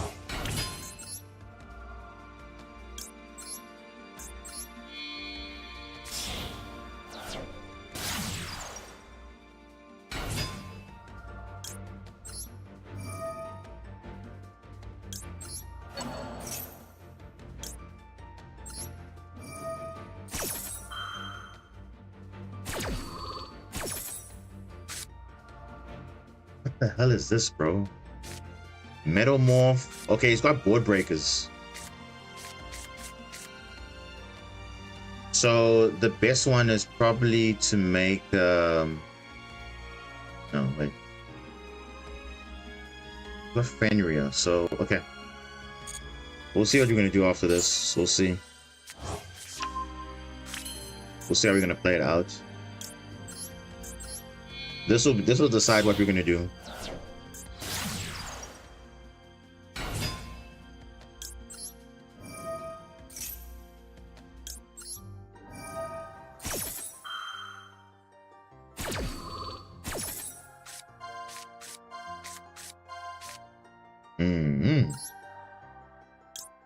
Seahorse, okay.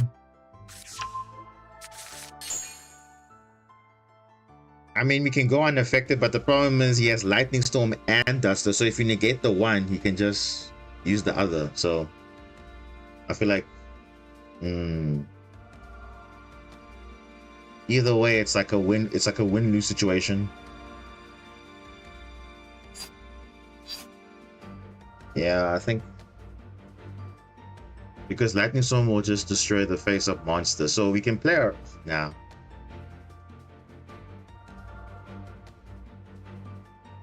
No, that's the thing.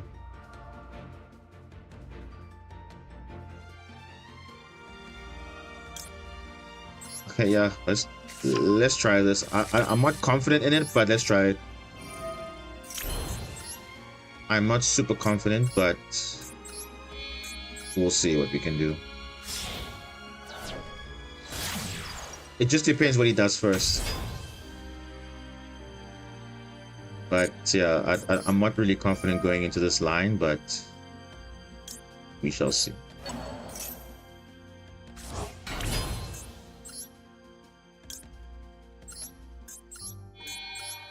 But Fenrir, I'm probably gonna go into Dragoons, like a lot of things to deal with. And he can just banish my field spell also, which is also like a thing. But yeah, I think we'll try this out. Send up this shrine because spit in the grave than in the hand at this point. Sure. Yeah, I'm not gonna set this. I'm gonna discard it.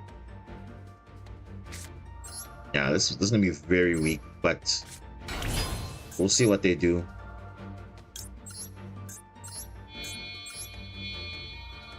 I can negate one of them, but not both. And both of them are fragile anyway.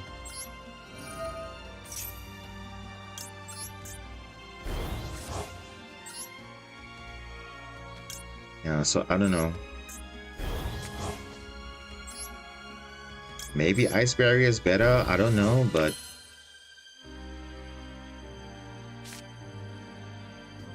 this matchup, nah, he's gonna destroy it anyway. So 4-buy probably will get destroyed as well. So I'll just keep it in the hand, you know, just to, you know, play around that, because he's gonna destroy it anyway. So this is like the best I can do. There's no point playing into back row now. Like, the.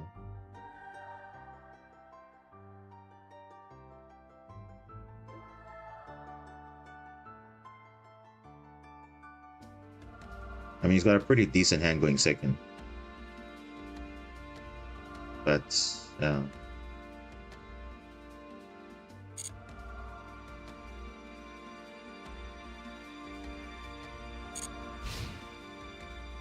And in case he has talents, I'm going to play around that.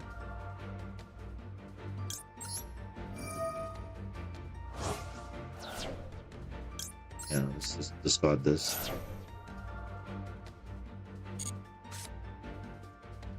Area, okay. Not bad. That would have been my draw for the next turn, so actually not bad. If you can survive this turn, though.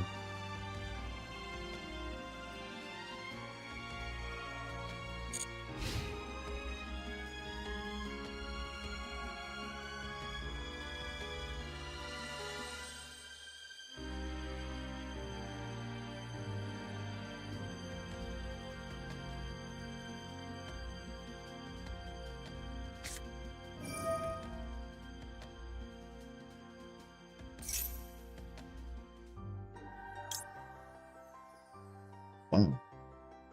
I'm surprised you're in for this. Okay, well.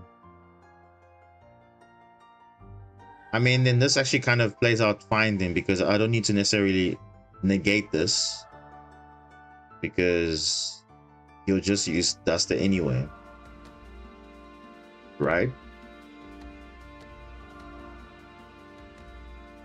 But yeah, okay. It's fine.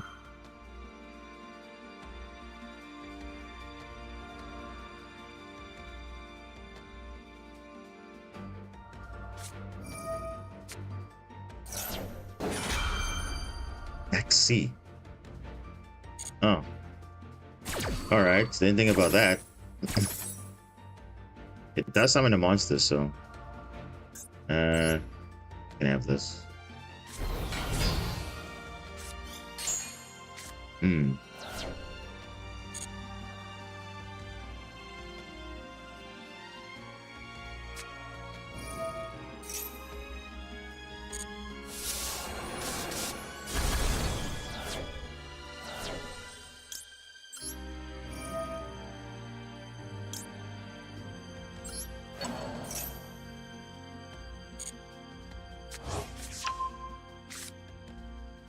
That's kind of a waste of a maxi, I would say.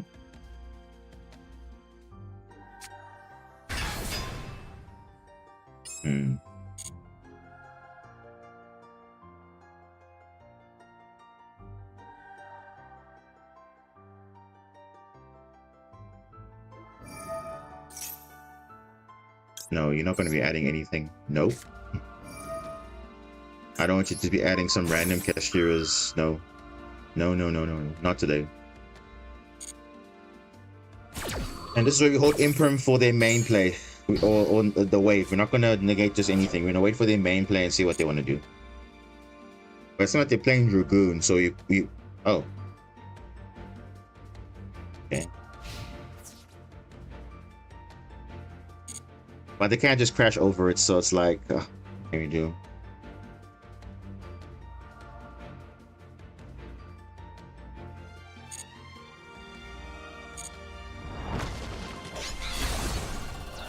Oh well. Wait, does that... Do I want to summon this? No, I don't want to summon that. I want it to be useful in my hand. I mean, I can get back with Ice Barrier, but that's just going to be a waste. I'd rather just search something else. End of main phase. Oh, so you actually bricked? Okay. That works for me, actually. That actually works for me. So let's check what we get for our next turn, our next draw, and then it's fine. But I think we're pretty much OTK. Yeah, I think. Yeah. Even the match is kind of useless, but it's okay. This works too. Yeah, this is GG. Yeah, this is GG. We have Ukaiju for that, and yeah, we'll be fine.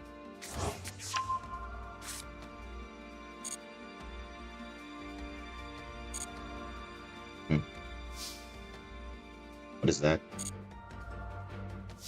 What is that? Ah, seals. That's another useful thing. Let's just deal with it. Yeah, I guess as main play was probably Cashiers, so that was a good play. Yeah, we just win now.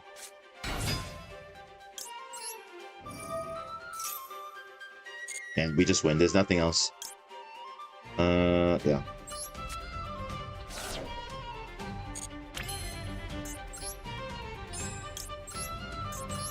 Yeah. This is as easy as it could be.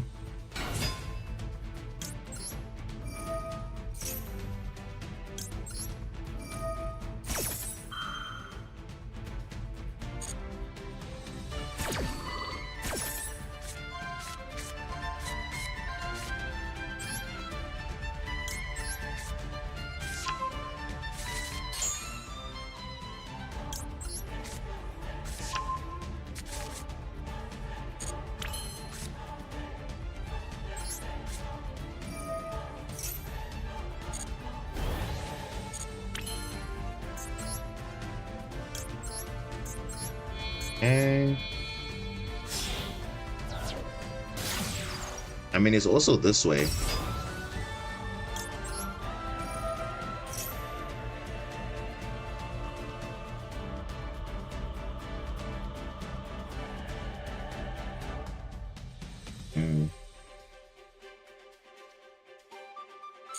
Yeah.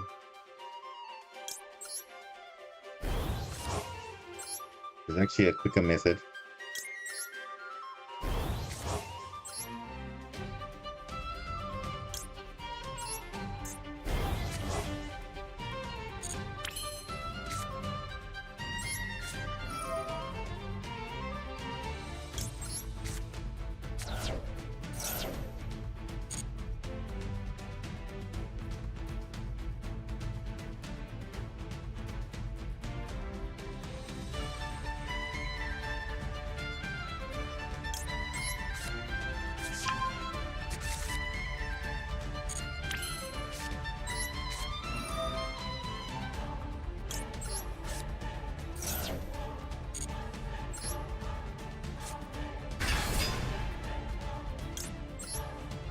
Yeah.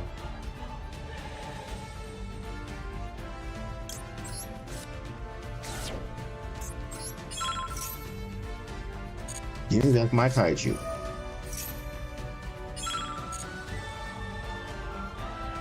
It's 6.8, and we need 1.8 more. Yep, that's it. Full lethal.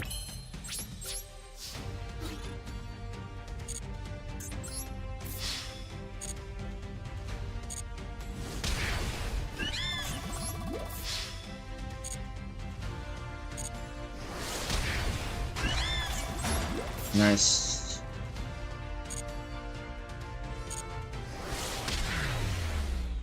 Okay, so the gamble kind of worked.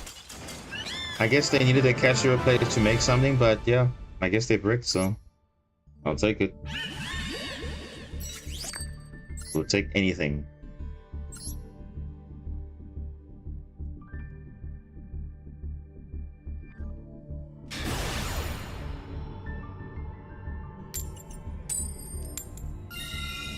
Jeez, going first like all the time. What's happening now?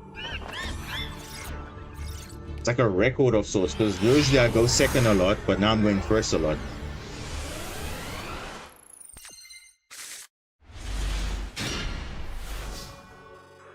This is a decent hand if there's no hand traps, but we can play through quite a bit. Literally can play through a lot of things.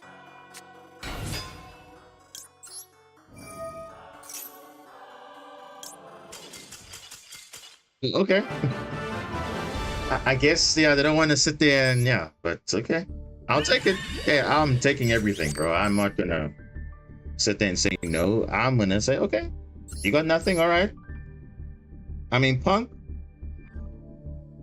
I really want to try Punk out, but I don't have this card, the Rising Scale. This is a Sea Serpent, and I feel like I could make a really spicy deck with that. But I have to just really like a nice synchro Xyz type of deck, which is like cool. Jeez, going first so many times. It's actually like a record, like actually pretty good. And notice every hand we had was pretty much playable. Except for like if you get hand trapped or whatever, but I mean this isn't bad. This isn't bad actually. This actually isn't bad. But I think the better play is to go Aqua Angel, yeah.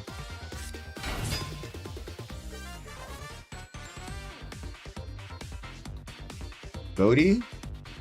Nah, not not really Goaty, but just some sort of version of Punk incorporated in it, like, you know, because I feel like it's a really cool card, and it's like Dragoon can search it. It's easier to search than I won't say easier, but Dragoon can search it. And why wouldn't you want that in a card? So it's something you can definitely experiment, especially as a nice like synchro hybrid, especially with Deep Sea and everything. But obviously the Punk cards have their own effects, and so you must kind of like pick your poison. But I mean, you do have Emergency Teleport at 3, so that's like pretty easy. And yeah. Oh, they imperm the wrong card. Uh-oh. Who's gonna tell him? Uh-oh. Oh, jeez, what? Ash. 4-buy. Bro, the guy literally is bricked up. Holy moly. All those Ash Blossoms. That's interesting. And I'm gonna actually disappoint even more because, like, I mean, yeah, you can obviously Ash this, but he does realize I have an extension in Abyss. He does know that, right? So even if I get negated here, I still can go unaffected still. Like, bro, like, even if he ashes here, current enemy revive back, get back you know, Marince's monster, discard it with Abyss, add another card, further extend, that's 2 bodies with a triangle, unaffected still. So what you're seeing here is that even though you don't open necessarily Atlantean cards first, if you open Marince's cards and Atlantean or Mermail, you can still use it to extend, especially to discard. If you discard a Shadow Squad or Dragoons, you're getting more extended. So it's still giving you access to do your combo still. So again, very versatile. Okay, rank up game. Watch, we're gonna go second now. Watch, we're gonna go second. It's a rank up game, we're gonna go second. I know it. I know it. Whoa, going first again. What is this coin flip? Can someone count? I feel like I should make a counter for that. How many times we've gone first today? How many times have we gone first? I need to track that because there's no way, like, something doesn't feel right here. Oh. No. We opened like the worst combination of card. We needed another water monster, then this would have been fine, but we opened everything else but a water monster with area, so. What did I say? Rank up shenanigans, of course. Classic, bro. And of course, if we're going first, we're gonna get it going second hand. We got Maxi and Droll and 4-buy, so we'll see what happens.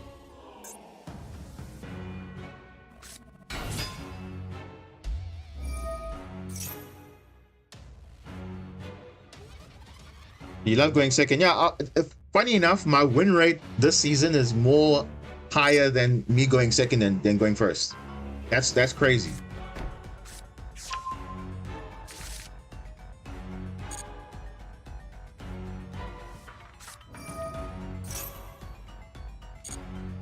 Hmm.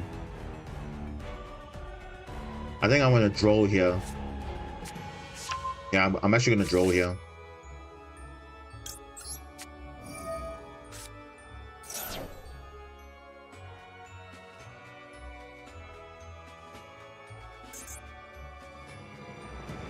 Yeah.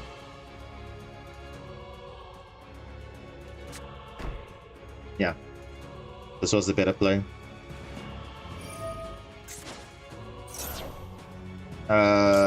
Bro, that is not... Bro, what? That is not the play. What are you doing? Ooh, yeah. I mean, you can still summon from the deck, if you want to, but... Now your barrel is pretty much, like, not doing anything. But it can still obviously work on your own turn, but yeah, it's fine.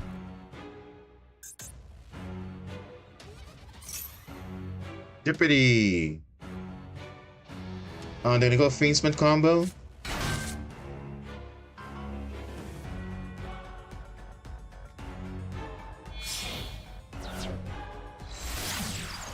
Oh, well, I expect my poison, right? So... Just give us a water monster and we're good to go. Next turn. Visteals. Visteals. What the? Why are you banishing a normal monster? Hello? What are you doing? I mean, this is turn 2, right? Yeah, so try and get as much damage as possible, but is that the way?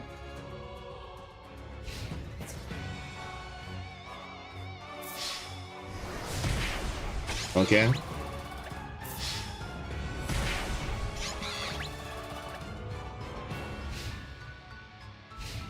End phase. What the? Bro, you making my Maxi go live? Are you serious? Wow. Yeah, I'm not gonna imprint that, definitely.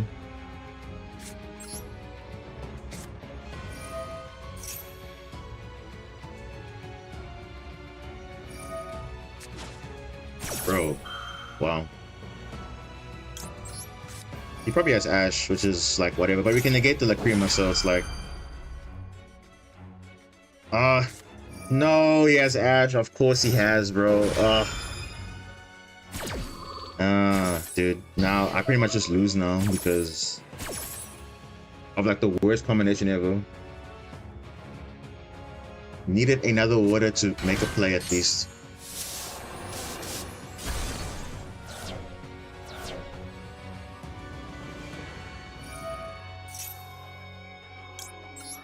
Nah, bro, it's just... I lose the game regardless. Damn. That's sad. No actual plays. That's what happens, right? The same thing happened to the Meta Weekly, the Murmur Atlantean player went to the grand finals and then he bricked up in the second game of the grand finale. Which is ironic because it's like he actually did 2-0'd everybody until the grand finals, and then when it mattered the most, they unfortunately bricked, which was like unfortunate. So it happens. It happens. Like in this case, you see now, it's a rank up game, and what did I say? There was going to be some sort of shenanigans, and now it's true to its name, right? 4,500.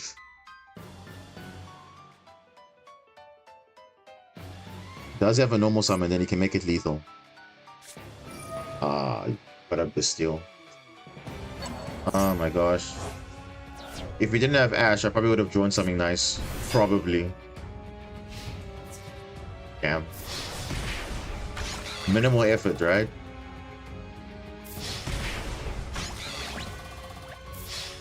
Oh. I guess that's playing a deck with so many hand traps can do, right? Just don't really care about whatever. Oh. That's okay. And notice that's the first game I actually like bricked the whole time. The whole time I've bricked. This is the first game. And obviously the combination was okay, but I needed something more than that, so Going first again. Oh my goodness. What is going on here today? Whoa. Okay. Okay.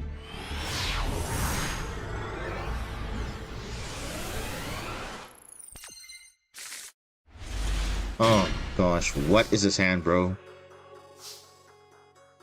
Bro, what is his hand? This is like I said, this is like your worst starter per se. Oh, dude, come on.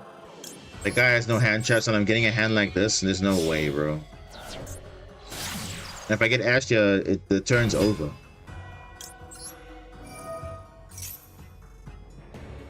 Yeah.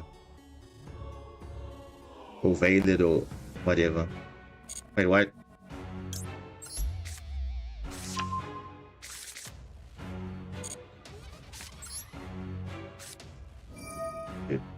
It's not a good hand.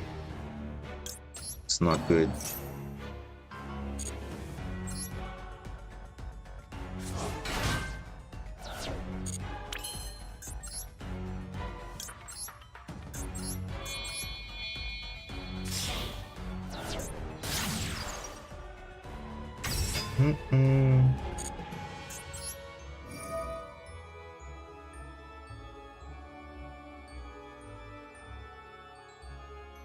I can't even make a link 4 because I won't be able to search wave if I do that.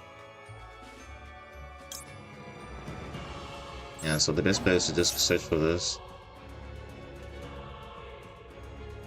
This is a choke point. Goes over, of course, dude.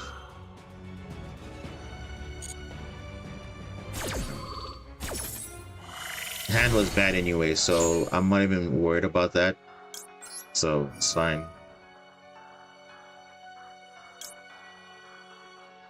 Let me just get dive. It's fine. Yeah, hand is literally. It's okay, but like you open like the worst start on your deck, which is not the best.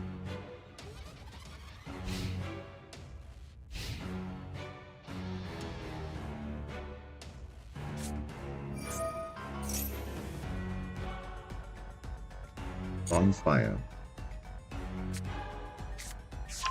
Snake Eye Ash.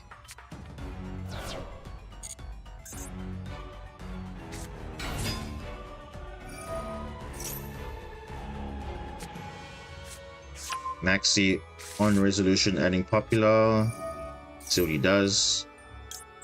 He probably has Ash for it. They always do. Or a cross out. Call by. Oh, no. Okay. We're getting somewhere.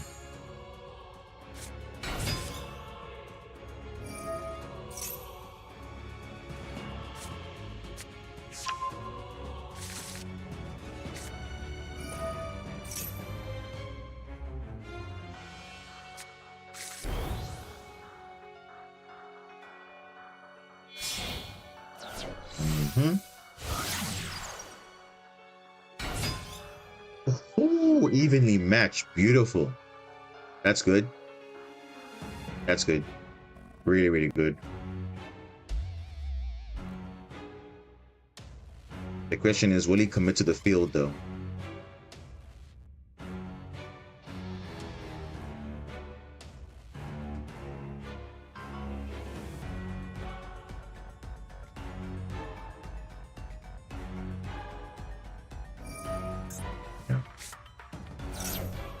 We're gonna ash this.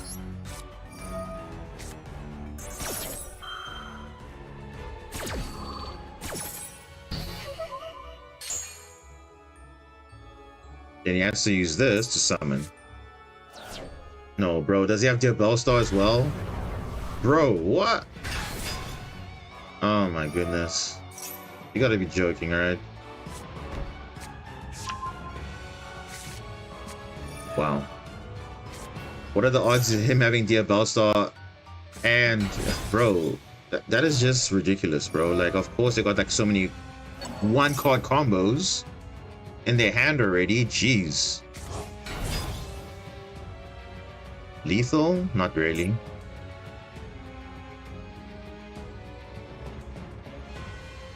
Bro, just go battle phase so I can evenly match. Oh, come on. Oh, give me an imperm at least. Dude. I just lose now. Oh my god. No.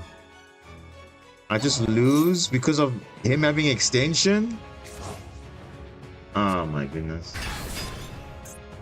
Now Dominus comes up now? Oh dude, that is so bad. Wow. Oh, that's crazy. The Diabellstar play made them win the game. If it didn't have this, I would have won. Damn it. It's fine.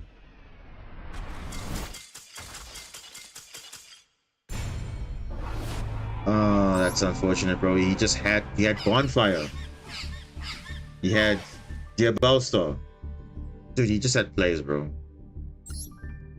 He just had plays. Now I'm going down. What's going on now? I was just about to rank up and now I'm going back down again? How does that even work?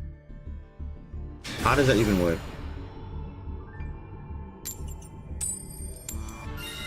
Bro, going first again? What?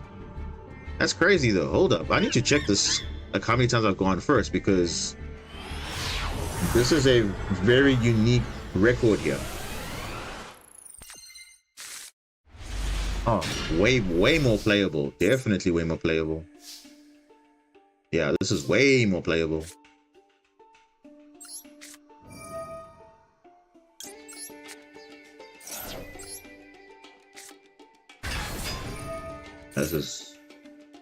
This is fine. Even if I get Ash here, it's fine. I still have Tricks or Light Stage. Bro, what? You're not?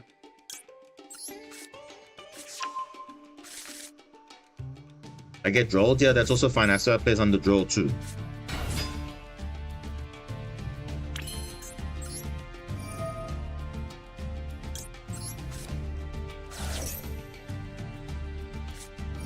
Vela, it's fine, bro. I still have the combo, even though you drove me or you veiled me, I still have plays. Let's see, do you have Ash? No.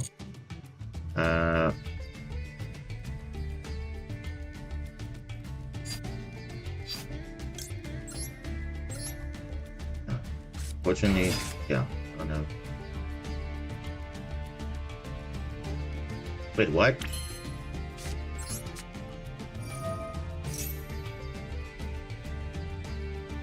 Yeah. This is still combo regardless. See, I believe he has Imperm. I think he has Imperm. So because I know he has Imperm, I'm probably going to play around that. I'm going to play around that. Because it looks like he has Imperm. So I'm just going to play like around that completely. And this is the 4th summon. So if he has Nibiru, he must use it now. This is the time to use Nibiru.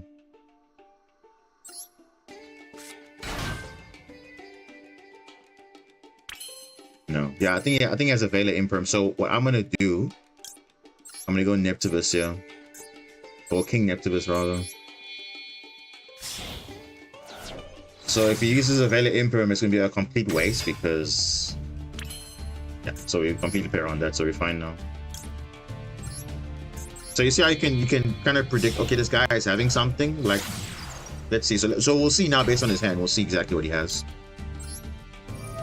We'll see exactly what he has.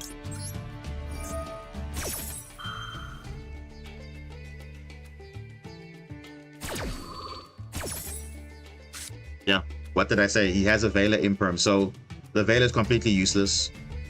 Completely useless. So now we know he's playing Fiendsman, so we can obviously make sure we set up the trap. Well, not the trap, but the spell to negate.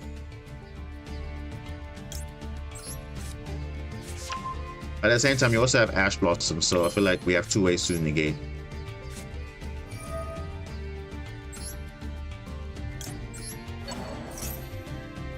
Yeah, Vela is completely dead. You see how we play around Vela completely? That's why Murmur King is actually really good for us, because we basically have our version of Sprite Elf, which is really nice. But for water monsters, obviously, so it's not as broken compared to Sprite Elf. But yeah. Because if it was normal Marins's combo, it would have lost to double Veiler. At like Sea Angel choke point and maybe core an enemy choke point. So yeah, Veiler's completely dead. And you also open double Engraver, so that's actually a brick, technically. But you can still play third hope. I probably can. But yeah. Didn't open.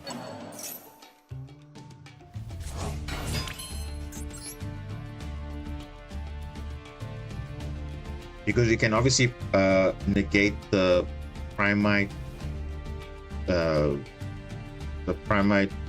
what's it, the Lodi load, and then we can probably use the Eco Spell negate on the Trapped. Because either or, we have Ash and the Eco Spell. Yeah, I'm gonna have to add this back.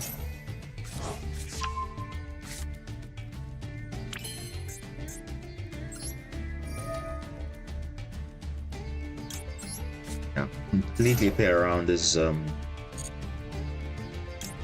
Yeah, I think we're gonna do that. We're gonna, instead of going for the Link 4, we're gonna search for the Equip Spell negate.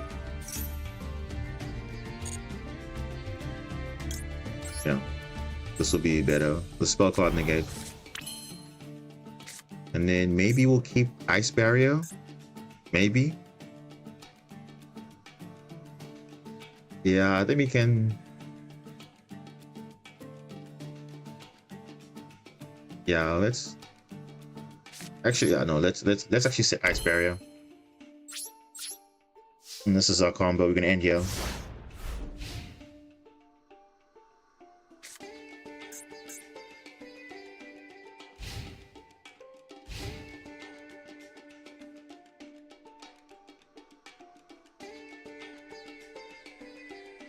Actually, we have Marissa's Wave also.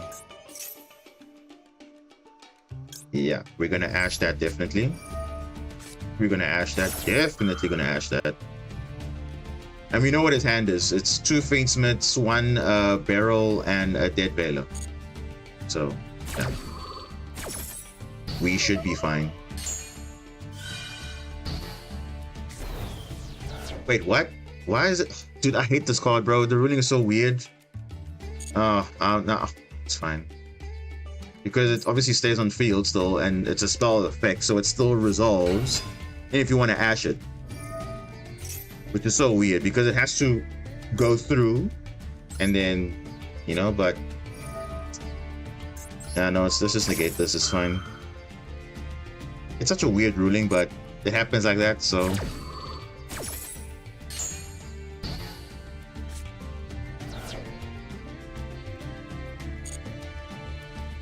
I mean, it still negated the thing, but I mean, I didn't want that to happen because of this. Yeah, but it's fine. And we can't re-equip it again because he needs to draw the actual. You need to discard a water monster to trigger Neptivus. It's fine. We're unaffected, so it's okay. We'll see what he does. And worst case, we get follow-up regardless, so I'm not really worried about this field. No, so the ruling is, obviously, remember, the Biscale says when a spell effect is activated, resolves, negate the effect. But now the problem is, it's a mandatory negate, so you can't, like, optionally say no. It's a mandatory negate. So, it's like, you don't want that to resolve, but you don't have a choice, unfortunately. And I've tried so many times to try and say, okay, can you play around it? You can't. It's a mandatory thing. So you can't really negate what you actually want to negate because it says when. So when is the first thing that happens. So when you activate a spell, it's the first thing you do. If it was Chain Link 2, then obviously you obviously can decide what you want to do. But obviously, no. Beansmith Lacrima.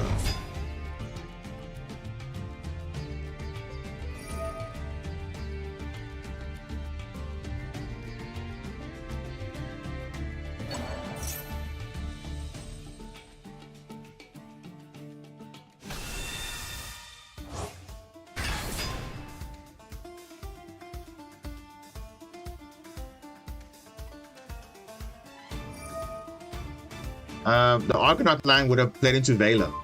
So that's why it wouldn't have been smart to go to Argonaut, because he has a Veiler in the hand. So it would have been stopped at any point. Because remember, you felt that delay, so it was probably a imperm. So Argonaut would have just been shut down completely. The She Angel would have been Veiler, then there's no Argonaut anymore. So this is the better line.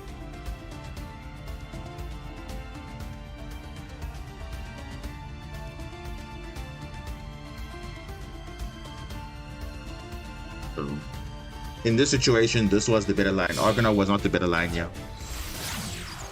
It sounds weird, but that's how you have to kind of make your plays based on what your opponent has and what they're doing, because you're playing right into the Veiler. So you're saying, okay, go Argonaut, but Argonaut is not the best line because you're playing right into the Veiler.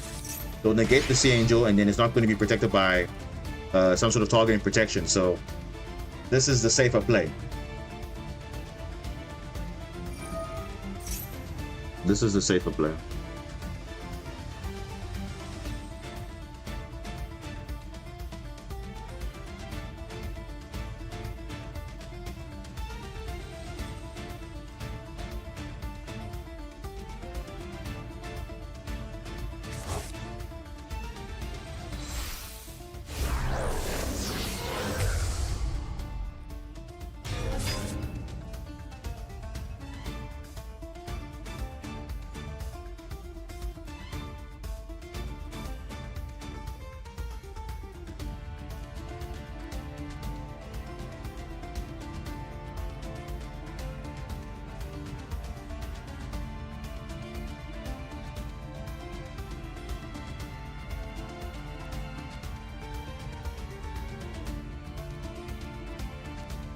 At least we're unaffected, so we will try and do things, not going to really work. So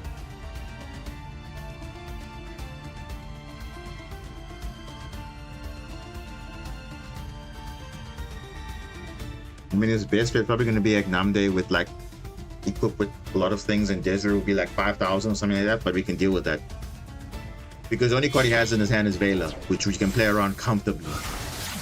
Yeah, like I said, Agnamde, reborning the Desiree, doing all that nice stuff, but we're unaffected, so it's fine. You'll probably send something else, but that's okay. And we can actually get a follow-up again. Yeah. So I think we should be fine in this matchup. Because at least you know there's no Joe Beam, so... Oh, this is perfect, it's fine. Yep, that's our follow-up right there. Or extension, depending on what we do, because remember, this is also a follow-up as well. You know, get your Mermaid Atlantean, which is obviously going to be Poseidra, and then obviously your... Yeah. Then we should be fine. If I'm not doing the maths right, I think this should be fine though.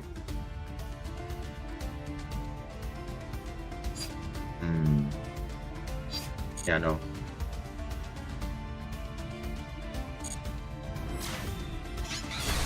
It's 3K. I mean, will we survive? I think so. Yeah, I think we'll be fine. Yeah, I think we'll be fine.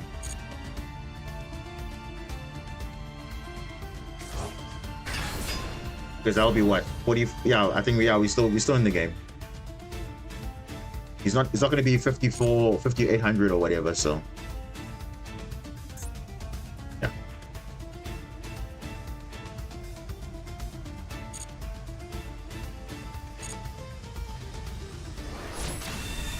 And the feel's not that great, so.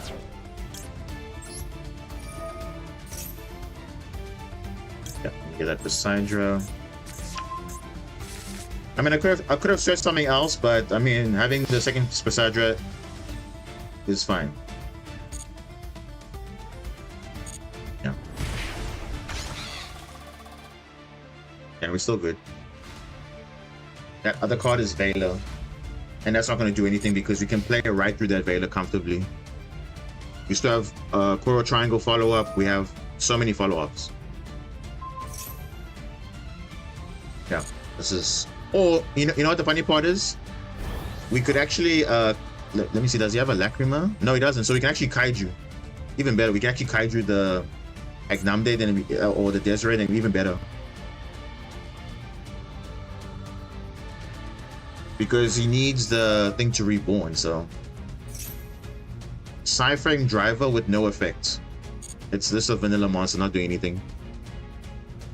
He'll probably go into some level 6 monster, I assume, but I mean, we can literally kaiju at any point, so we're fine. But let's see what we get for turn first, and then we'll see from there.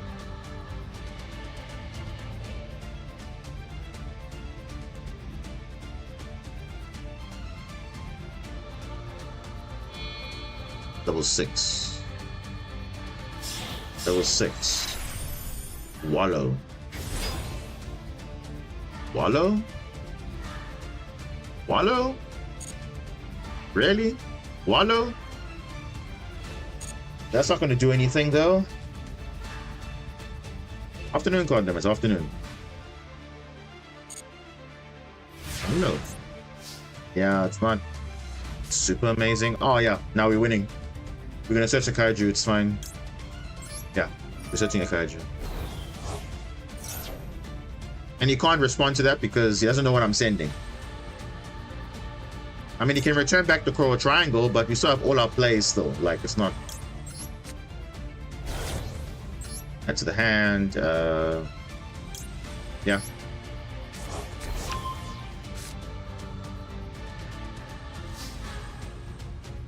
I mean, this is doing absolutely nothing. Bye-bye, Desiree. Yep.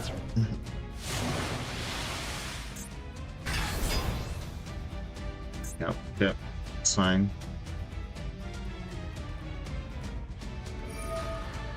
Yeah, it's not doing anything. This light stage is doing nothing, so perfectly fine. Yeah, this is literally over. All right, let's win the game.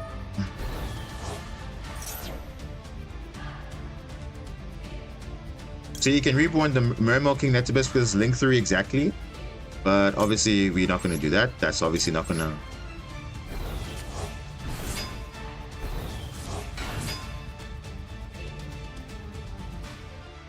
I send the fields for all the kaiju. Either one is fine. Yeah, either way, it doesn't really matter. He has a monster on field, so we good. Actually, yeah. We can do this so many ways. And I think...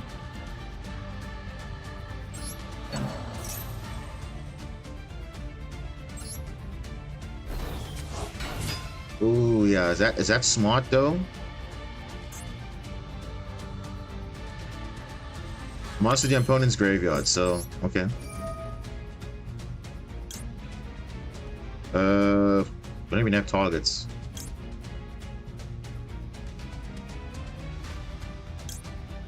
I guess Sand Dragoons, yeah.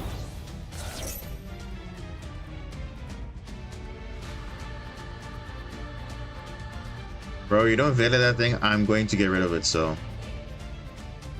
Yeah. Bro, it doesn't even matter, bro. It doesn't even matter. That's the scary part, it doesn't even matter. But like, even if you veil it, whatever effect you veil it, doesn't really matter. We still have combo to play through. Yeah, this is literally over, bro. Yeah, this is literally over. We can do a 2-for-1 special. We can spin the card and destroy a card. Yeah, I have enough bodies on field. I have more than enough. We're going to do that. And we're going to do this. Destroy you. Like, bro, there's no scenario where he's winning. There's no scenario there. Like, I had so many plays though. Open up the zone still, extend, like I have many plays. Completely outplayed, bro. They literally missed their chance like last time. Yeah. I'm saying if you give me opportunity, I'm taking it. So yeah. They could have used Wallow as a kind of disruption in a way. They could have spin back the coral triangle, but they didn't do that. Well, that's on them. Oh, we lost the coin flip. Now we are going to be not lucky now. But yeah, again, good showing of how versatile the deck is. You have so many options to play. You don't have to necessarily play a certain way. You just play as you would normally. But you go to land to get your kaiju back. I mean, either way, I get my kaiju back, so. Branded again, bro. What? I feel like this card is sometimes a hit or miss because you either draw it or don't draw something nice. Watch a replay. Okay. Ooh, Eluber, the new one.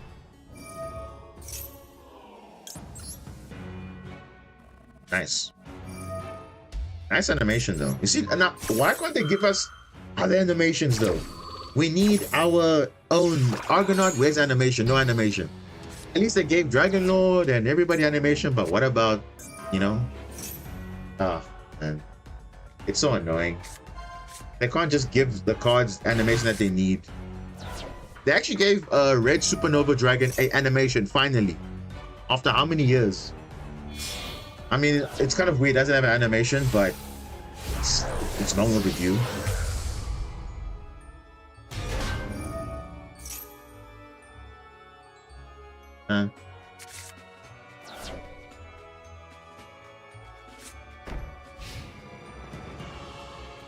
Give me a water monster, then I'm playing the game.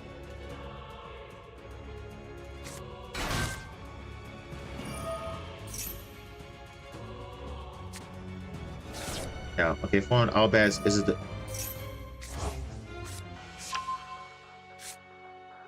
Give me a water monster, please. Give me a water monster. If not, I'm going to... No, not ideal. No, no, no, no, no, no, not ideal.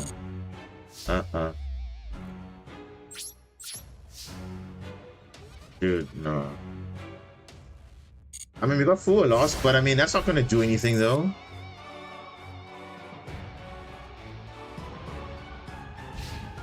Damn.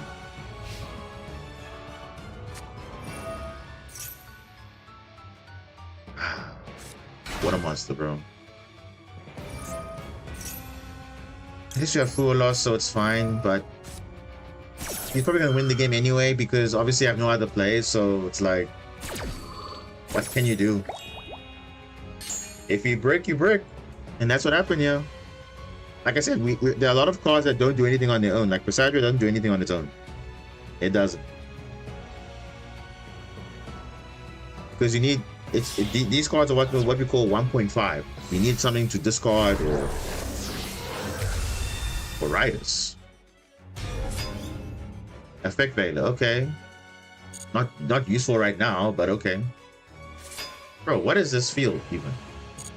What even is this field? Give me a water monster and I'm winning this game. Like, what is this field? What is this field? So you're telling me my next draw would have been Effect Veiler? Wow. The shuffle is really bad, eh? If I didn't get 4 lost, that would have been my next draw. Oh, what?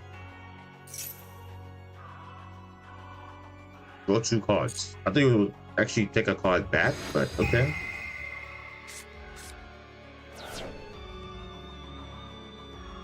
Just give me a water monster. Ideally a Marince's monster, but I'll take a Dragoon or a... What is this field, bro?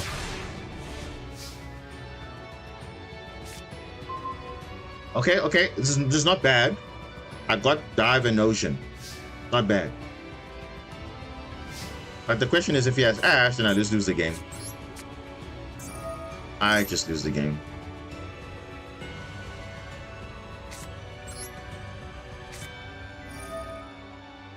Oh, if you could also have Maxi, which is fine, but okay. Yeah, it's fine. We're gonna brute force to this. We'll see what we can do under this. Yeah, obviously.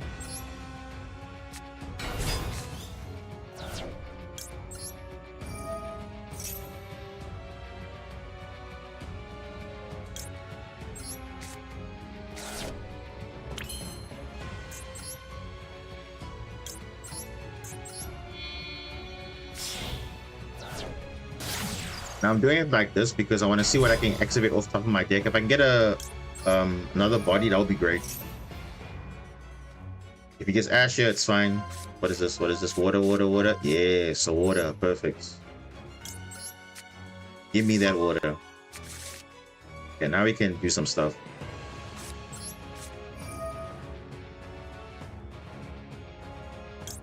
Actually, I'm playing around a whole lot of Albaz because I know he's gonna reborn the Whim. Yeah, let me not play into that.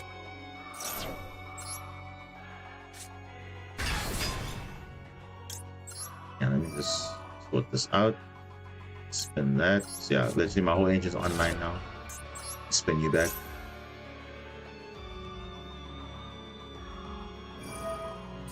Doesn't do anything, it's fine. Everything will be linked off, so it's fine. Oh, 0. Wow. This is a good Ash here. No. Alright.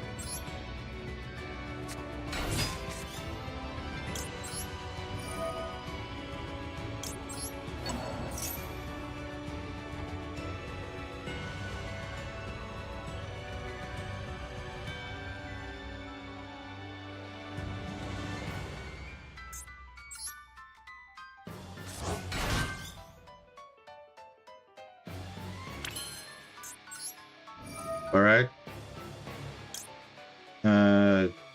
Yeah, Ice Barrier, no.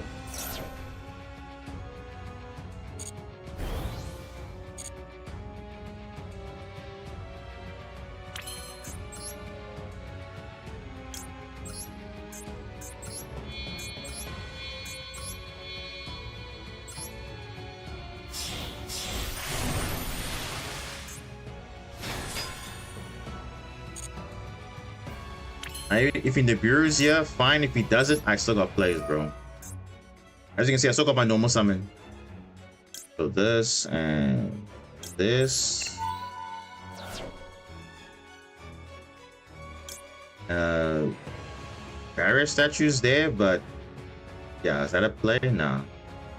Send this.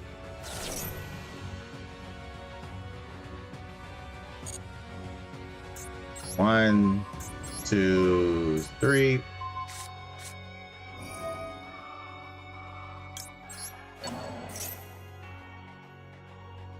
If in the Nibiru's, yeah, I still have plays. That's the scary part about this play because I still got plays even if he Nibiru's me. How much is this? 5.8. Well, we can do this. Let's see. I mean, I know he has Bastiles. So we'll see what he has here. I mean, we literally can play on the Nibiru. We can... Oh, you're gonna Ash now? Oh, you're probably doing to it now, probably. Yep. Alright. Oh, that's unfortunate. Okay, well. Alright. Normal summon 7.2. I mean... How much is this? Is this lethal though? This will be lethal. Yeah, if I go Spring Girl to extend. Yeah, Spring Girl to extend. Unless he has a Vela Imperm.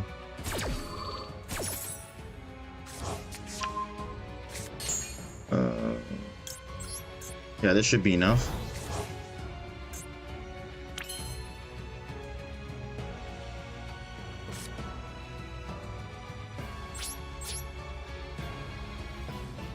If I get Nibiru here, I still got plays. So he's probably got Bestials probably. I assume. So we're gonna test out that theory now. Yep, Serenia, that's fine. Yeah. We knew he had some Bestials.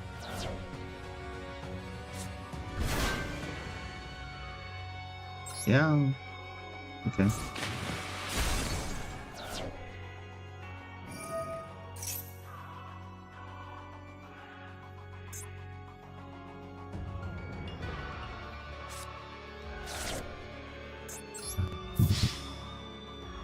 another Bastille. Oh, just one of our bears.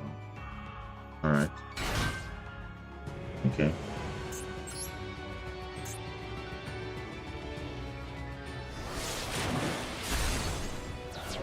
Yeah, not bad.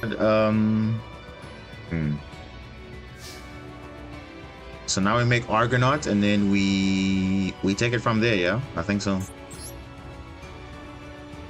Yeah. So let's keep Passaggio on field. If he has Nibiru for some reason, then that is it. But we still have players.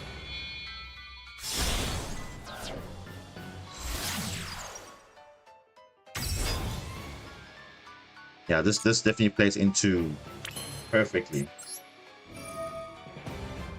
Yeah.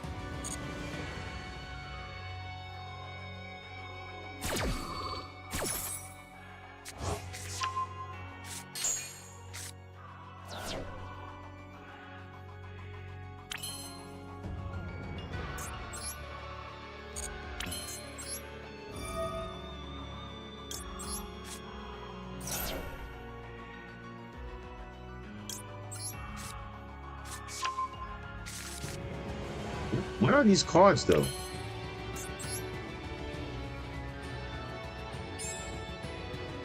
It's probably fun of Albaz.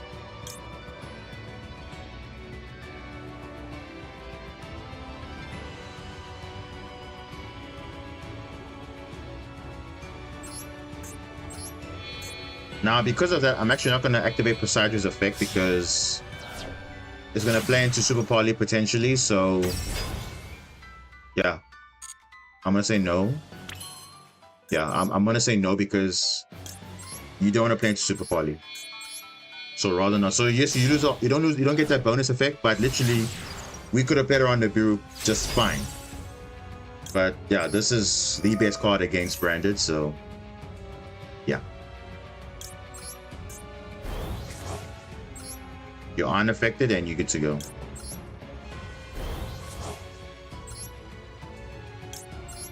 Alright. We got Wave, got Vela. We can also recur back if we need to, so we'll keep that. Oh, the Ice Bear would have been so good, bro. If we just had that title play. But it's obviously that Bastille, so it's expected.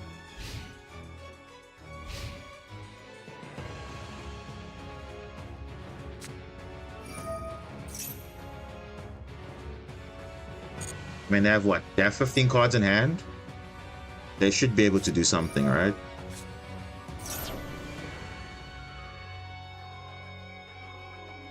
I mean, worst case, we got 3 disruptions, so I ain't complaining. And obviously, you can't Bastille my graveyard, so unless I Vela, obviously, but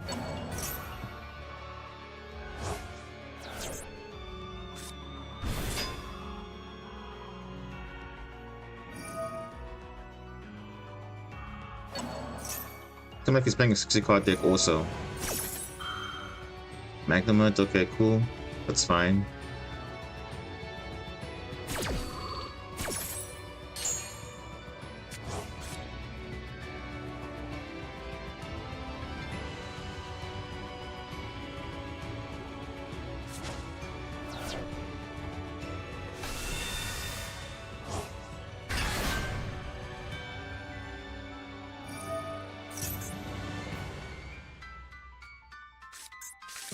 And it lost. Okay. He definitely has Brand Fusion in his hand, which I'll just negate, so it's fine.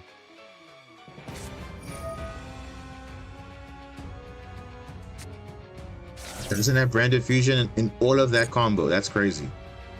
His whole hand has got no Brand Fusion. That's interesting.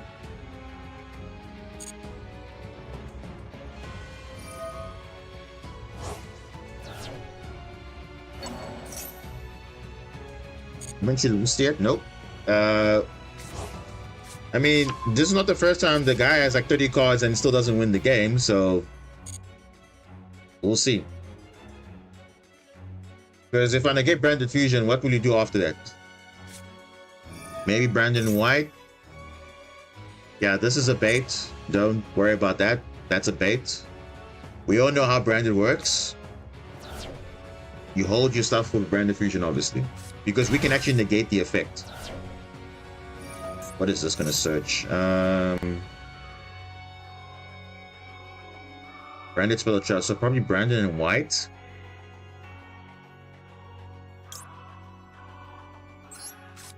Yeah, no.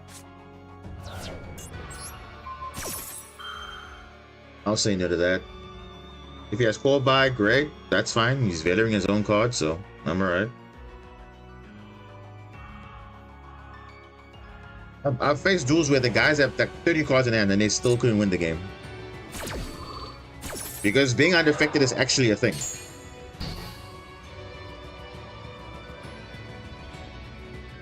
And most of the time it's just like playing through it like that. What's this? Triple Tactics Thrust? Okay. What are they going into? What are they going into here?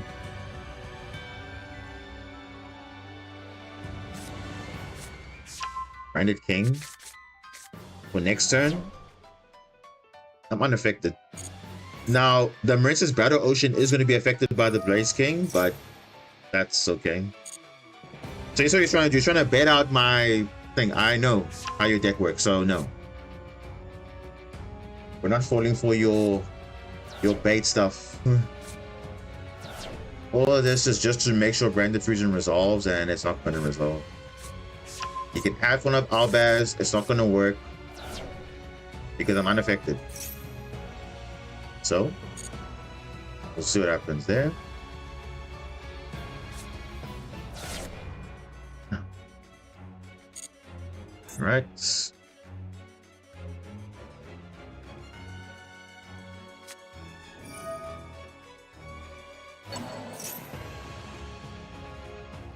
Brandon Red. Okay. You'll probably go Guardian Chimera, which is a good play, but I mean, sure, but I do have Nibiru as a backup, so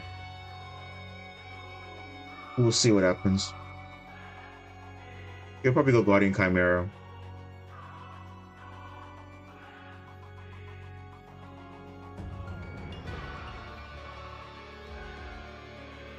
But that's fine, because if he can clear that, that's great, but that's the only play he has. That's a valid play, though. Yeah.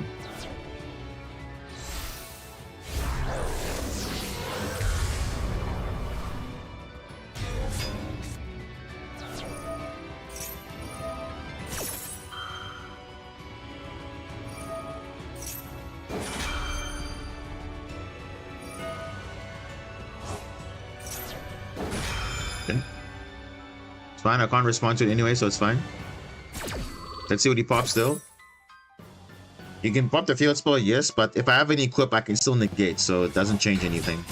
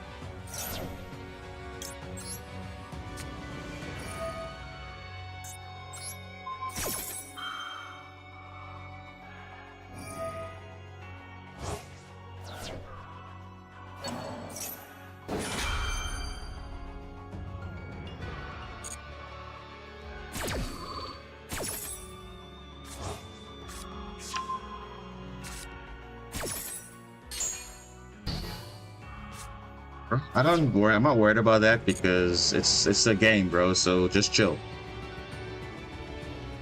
I think we all know why. If I did lose, we all know what the reason was. So we all know, yes, it's a losing situation, but we all know why. So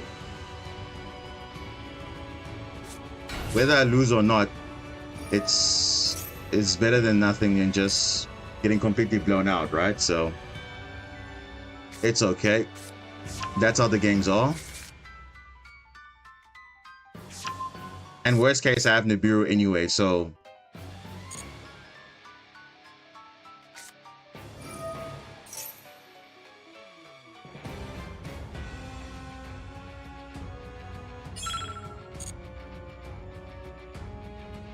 that's the worst case.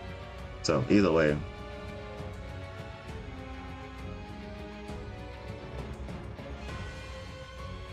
I mean, he's only having access to all of this because of obviously the maxi that was resolved. So what can you really do?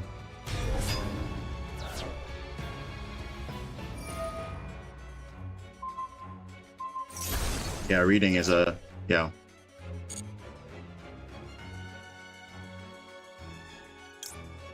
But yeah, last resort. I mean, yeah, you can still go brand diffusion, whatever, but I mean, hey, this is how you gotta play through it, right? What else can you do?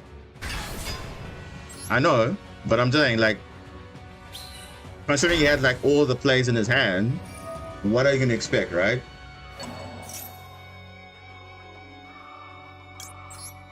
I mean, are we expecting a miracle or what? I don't know. But you obviously could have played something different because he knows that's the best card to counter it, so. And of course, he had the right cards to play around, which what every Brandon player would have done. If he had all the Brandon in red, Brandon in white, all the cards that obviously can play around Brand Diffusion. So, yeah. Doesn't really make a big difference because you know you're going to have access to that because if you had like 20 cards in your hand.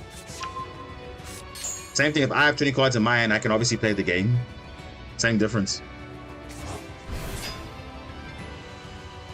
I mean, you can still activate Brand Diffusion, but I mean, that's what you would do.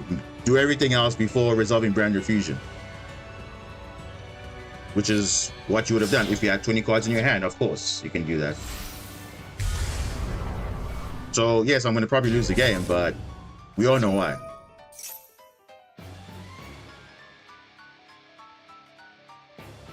I'm saying that because it's happened in the past.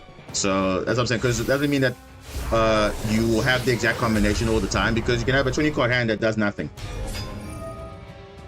So it's not the first time.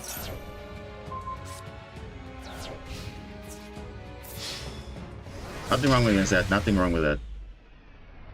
And also, mind you, the previous turn he had that. He also did damage the previous turn, so it's not like a big deal. So. Not calling it out, but I'm just saying, like, I've played duels where the guys had like 20 cards in hand and they didn't win the game. So obviously if you open the right card combination, of course you have a higher chance of winning the game, and in this case he did. So what can you do about that? Nothing. You played it to the best of your ability. So because that's the risk also, you have so much things you can do, but then it's like, yeah, if you have the right card combination, he did. Because that was his best answers. Imagine if he didn't have Brandon in white or Brandon in red. He had no choice but to use Brand Diffusion, and it would have been negated. So he knows that.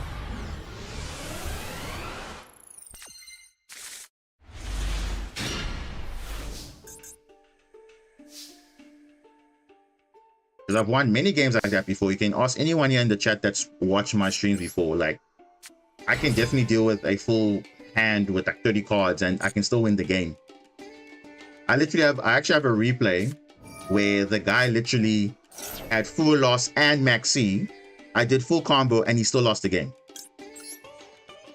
So it's definitely possible that you can still lose the game even though you drew so many cards. Because in that matchup, he was actually playing Makonko, which requires you to have a card on field to actually do something. So I've played around that. And all his cards were pretty much useless. The same thing with if you play against Sky Striker. Sky Striker is reactive. They have board breakers. if you don't have any monster on the field, you're not doing anything. So there's literally ways to still win the game, even though the guy draws like 20 cards, 30 cards.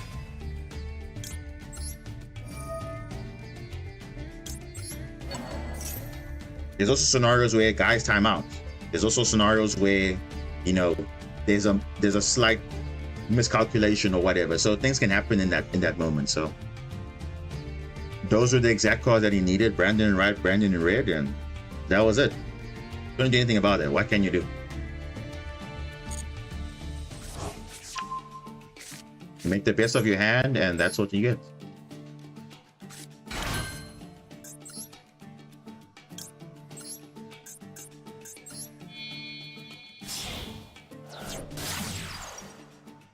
And let's not talk about the issue of time also, when you have to break a board and also, you know,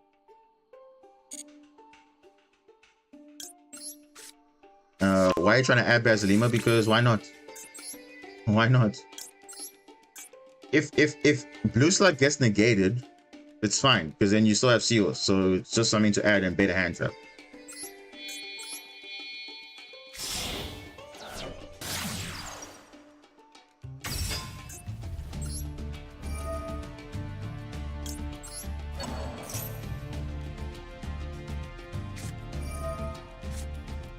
And that too.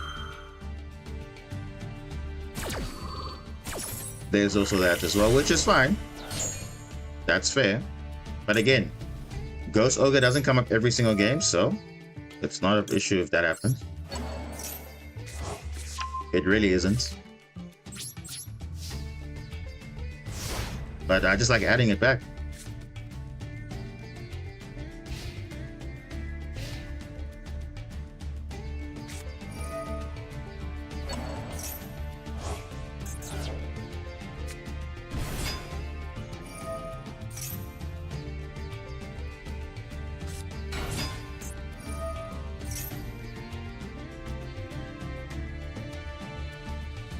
Empire. Interesting.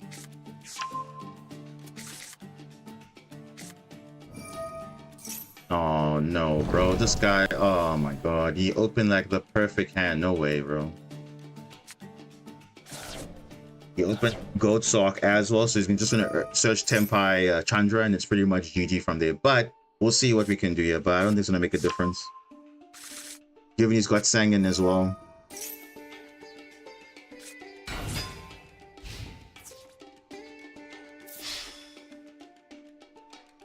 That's kind of, yeah.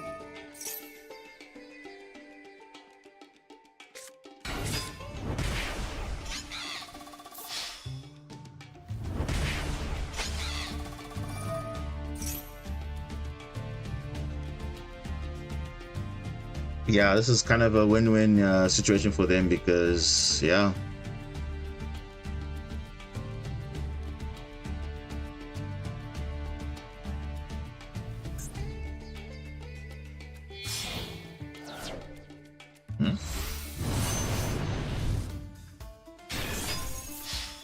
Yeah, that's GG. It's all right. It happens, guys. It happens. It happens.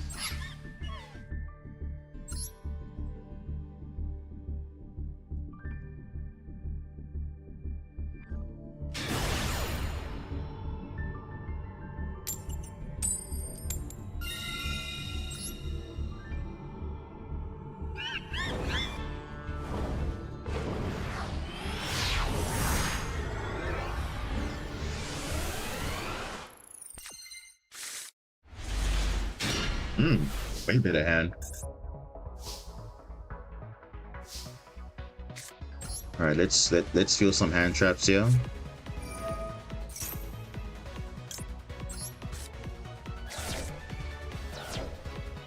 we'll keep that in the grave. Obviously, normal summon Nympticus.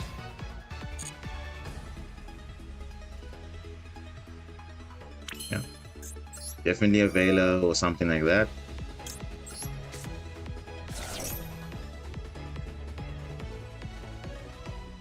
In worst case, we can extend with Poseidra, so It's not really a big thing.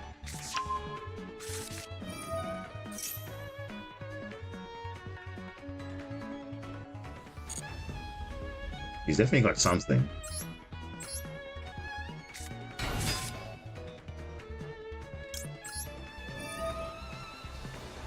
We're gonna figure out exactly what he has in a moment. I mean, this is a good Veiler if he was like playing Mermills, man, but obviously not.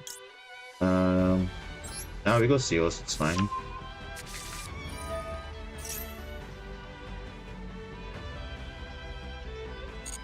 I don't know, bro.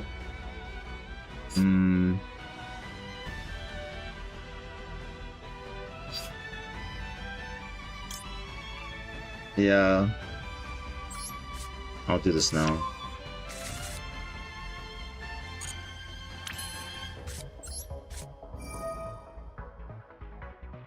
And send this.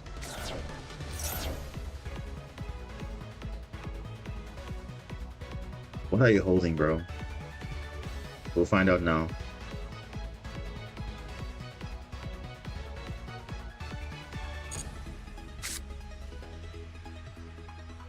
Oh, look at this hand. Oh, wow.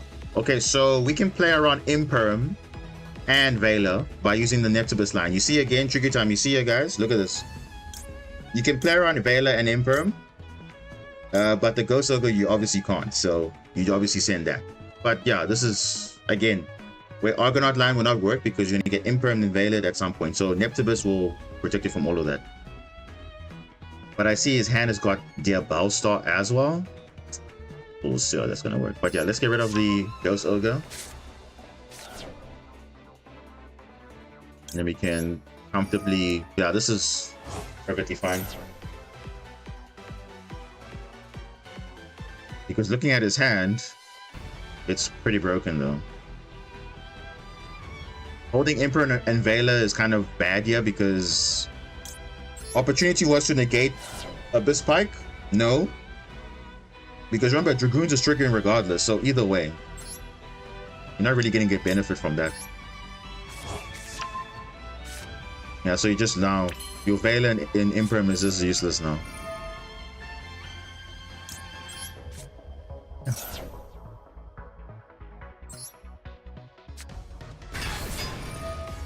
And there we go.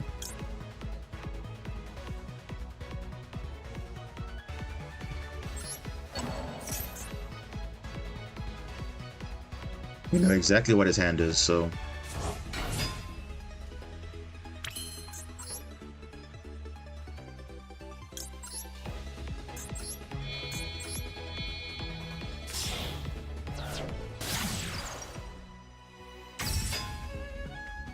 Yeah. So you'll think, oh, my time to Imperm. He has to use Veiler and Imperm to deal with this field. Otherwise, it's like, what is happening here? But is that really worth it though?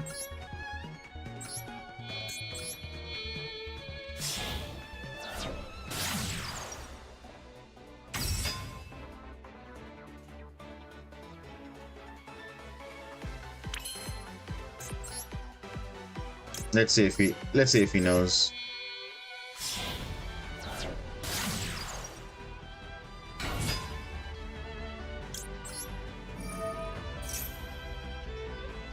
Because either way, we're getting our extender.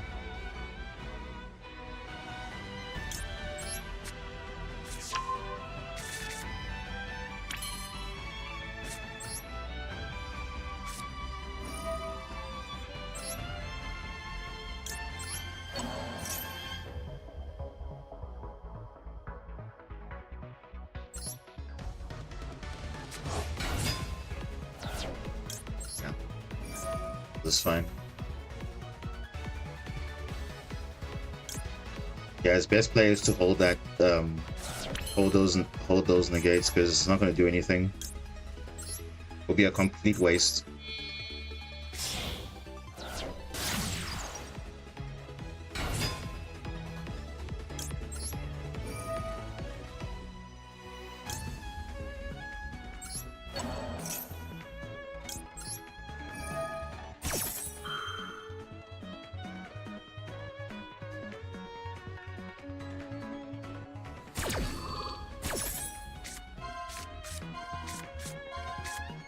Ooh, that changes things. Ooh, another wave. Okay, nice.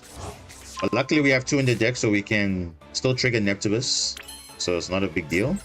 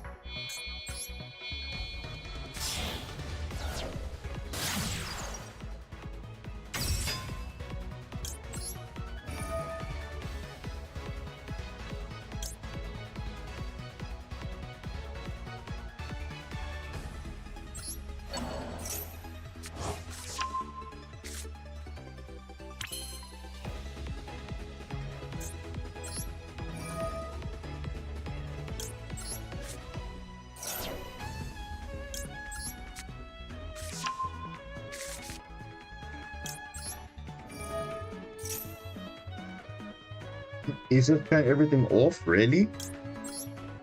Is that what he's done now? He's just turned everything off. It's like it's not even gonna bother anymore. It's like I can't out the board.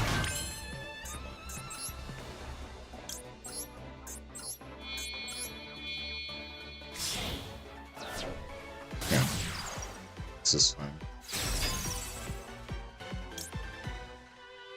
No, I don't need to look at the hand. I know what the hand is.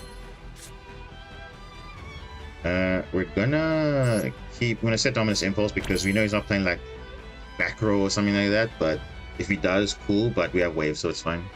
Because worst case, we'll get rid of everything except for Bubble Reef. So again, Argonaut line would not make sense because you're playing into Vela Imperm. So this is the best way to play around those cards.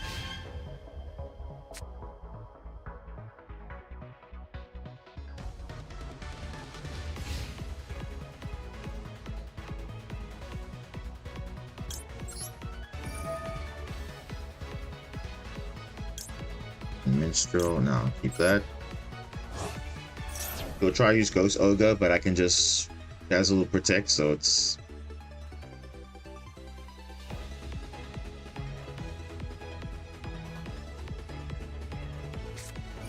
yeah, this is fine.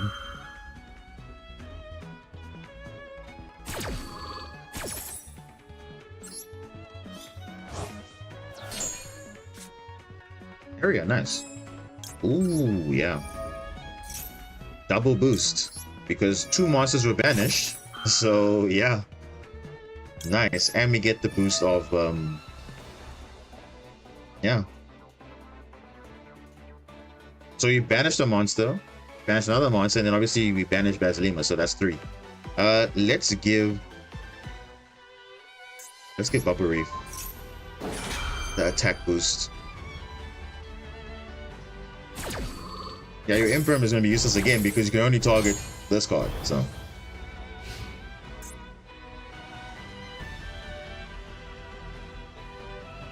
And if you have Super Poly, well, we can negate it with the Equip spell, so either way.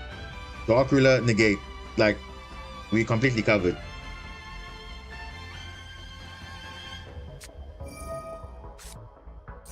They're starting with Fiendsmith. Well, whether the wanted or the track is going to get negated. So you must decide what he values more. Ooh. Yeah. Negate. Yeah, Bellstar.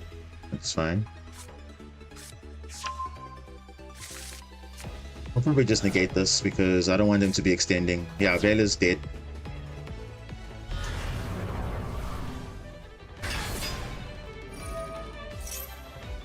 Yeah, no extension here for you. And worst case, we have Dominus Impulse, which will negate and destroy.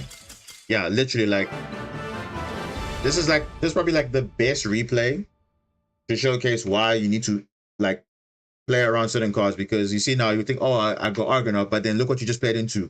Vela Imprim, you can see from looking at the hand. So if you feel like, hey, this guy is holding on to something, okay, let's play around it. And completely outplayed. His whole hand was played through perfectly. Literally played through. If we didn't have the Bazlima, we had the blue tank to send it anyway. So either way, we were sorted out. There was no way we were gonna lose that. Like we had maximum advantage. We negated attract all the ones. It doesn't really matter. And his cards are pretty much dead. So that's a really good replay.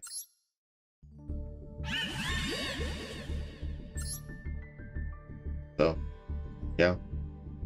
About the replays, yes. Your replay. Let's go. Where's your replay? I think I'm done for. I'm done playing, I think, because clearly we're not getting anywhere.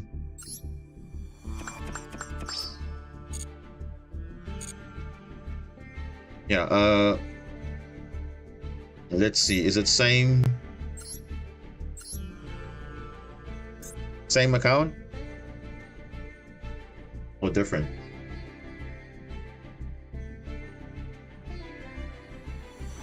Top one, or what is it? This one, yeah?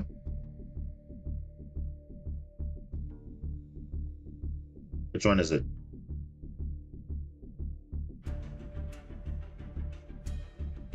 Which one is it?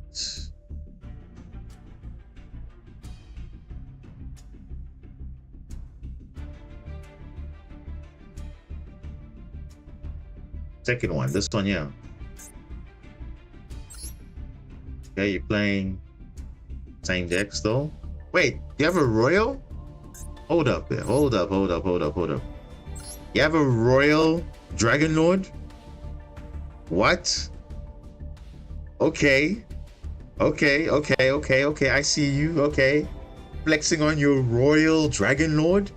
You know what's funny? I don't have any royal Marinces cards. Nor any royal. Bro. Ah, that is so nice. Did you pack pull this? Because that's just insane though. Like you see, I have 2 copies. I don't have any royal. Like literally have no royal cards, bro. Which is like ironic because I have royal cards for other decks, but not for the decks that I play often. Really sad, but okay. I don't even have a royal Zelantis. But okay. You pulled the pack like 4 times, bro. How lucky are you? Remember when I did the pack pull, I got like 10 Zelantis, so yeah, but okay. It seems like you're playing against Marinces. What? What is this though? What the? I was like, you know, let's collect some free SR dust. True. So it's really yeah.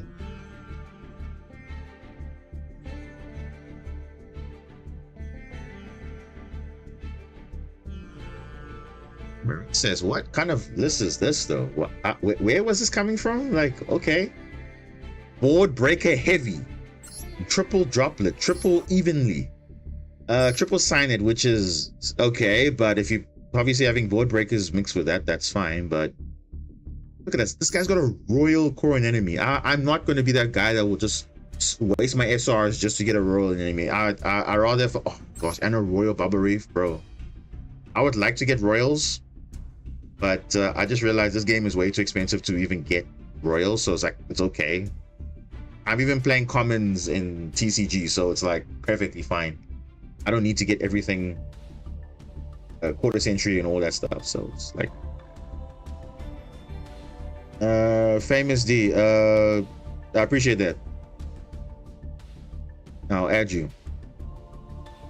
Oh, by the way, guys, you want me to open a Discord, like a separate Discord, like especially now, you know, you guys have a lot of questions and like want to analyze your replays or ask something specific ruling about, you know, combos or because especially when the spreadsheet comes out, I think people will have a lot of questions and follow-up. So I think I can have like a separate, like, you know, I can create a Discord specifically for that, and then you guys can join it, and I'll post like probably never be so like secret replays or discussions and whatever.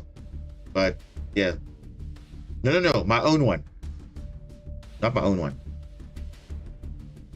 Masterduel meta. That's where they got the list from. This, really? Okay, questionable. All right, but I guess you're building it for going second. I understand, but now look. Okay, let's compare something, guys. Just on deck list alone, which one is more confident? You're more confident with this deck, or Tricky Times deck?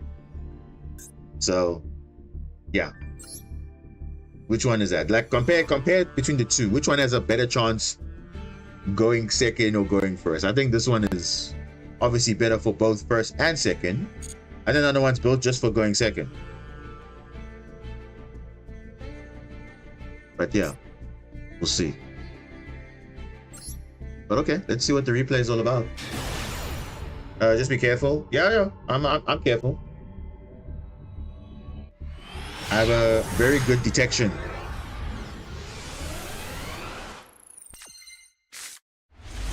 Oh no. Okay, so you open not the best hand, but you do have a water, you do have a Bastille, so you can decide to either extend or not. But ideally, if you had a Marinesis monster, I would have done that. But because you don't have, I think it's better to just keep everything in hand and activate your Perillia and your Full Loss, because you have Imperm, the Biru, so what's the worst that can happen? Exactly, very smart, very good. All right, let's see. Then you realize, oh, I'm facing the mirror match. Okay, let's trigger the hand, Perillia, let's trigger Full Loss. Let's go. Because they're not playing Ash. We saw now they're not playing Ash in their deck, so everything's going to be resolving. Alright, see Angel. I mean, they can see your hand, the Biru's coming, so yeah, let's see what they do. Can they play around it? Build spell, okay.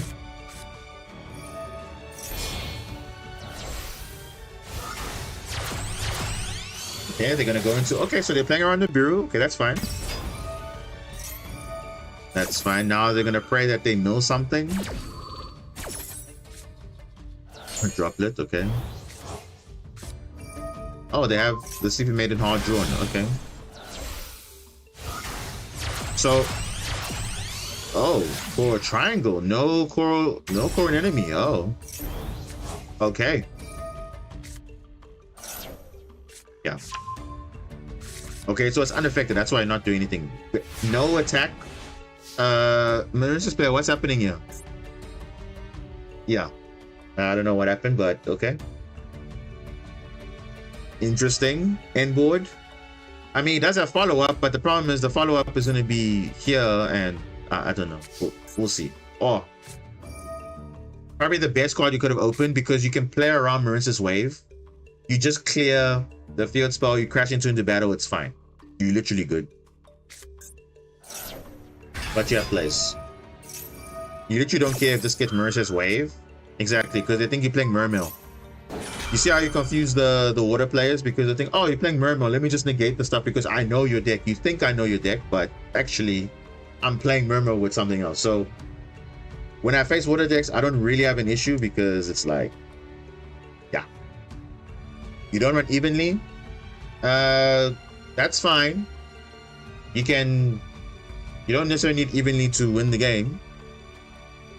The one time you don't run evenly, then play around it. Yeah, I mean, it happens. It happens. It happens. Yeah, at this point, you're just breaking the board now. Yeah, this is like super easy now from here. Shadow Squad gonna set Abyssdine. Abyssdine is gonna reborn. Shadow Squad discard a deck card, make a rank 7, spin everything back. Oh yeah. You got the plays. And the thing is, you can spin back all the... Let me see what you're spinning back. Oh, Droplet. Oh, no. That is unfortunate. Okay, well, rip. Okay, so maybe as a word of advice, so maybe Tricky Time, you know what you could have done here? Because what I like to do, I like to feel out the back row. So what I could have done, because you had Abyss Shrine, I would have actually tributed the Abyss Shrine with the Abyss summon Poseidra and then spin this card back, because by that point they have to negate it, but then at that point you have 4 level 7s, so it doesn't really matter what happens, you're still going to get a level 7 on the Exceeds on Dragon Lord. So that would have been the safer play, because if you felt a delay, then you rather not, you know, because at least Poseidra, if it gets negated, it's fine, you don't really care. You just obviously reveal the droplet and then it's fine. But now, I mean, it's okay, you still get your banish, return everything back, but we'll see. Okay, yeah, so now you did it later, so I'm saying, so I would have done the sequencing a bit differently, because I know, okay, if I'm feeling something that you have in the back that you want to bait out, I want to bait out everything. So I like to go Poseidra first as soon as possible, and then after that go for the Dragon Lord, after that then go for Zelantis. So remember, like I said before, the mindset going second is you try as much as possible to, you know, get Poseidra, the main deck monster Poseidra, and then Dragon Lord afterwards, then the Zelantis last resort.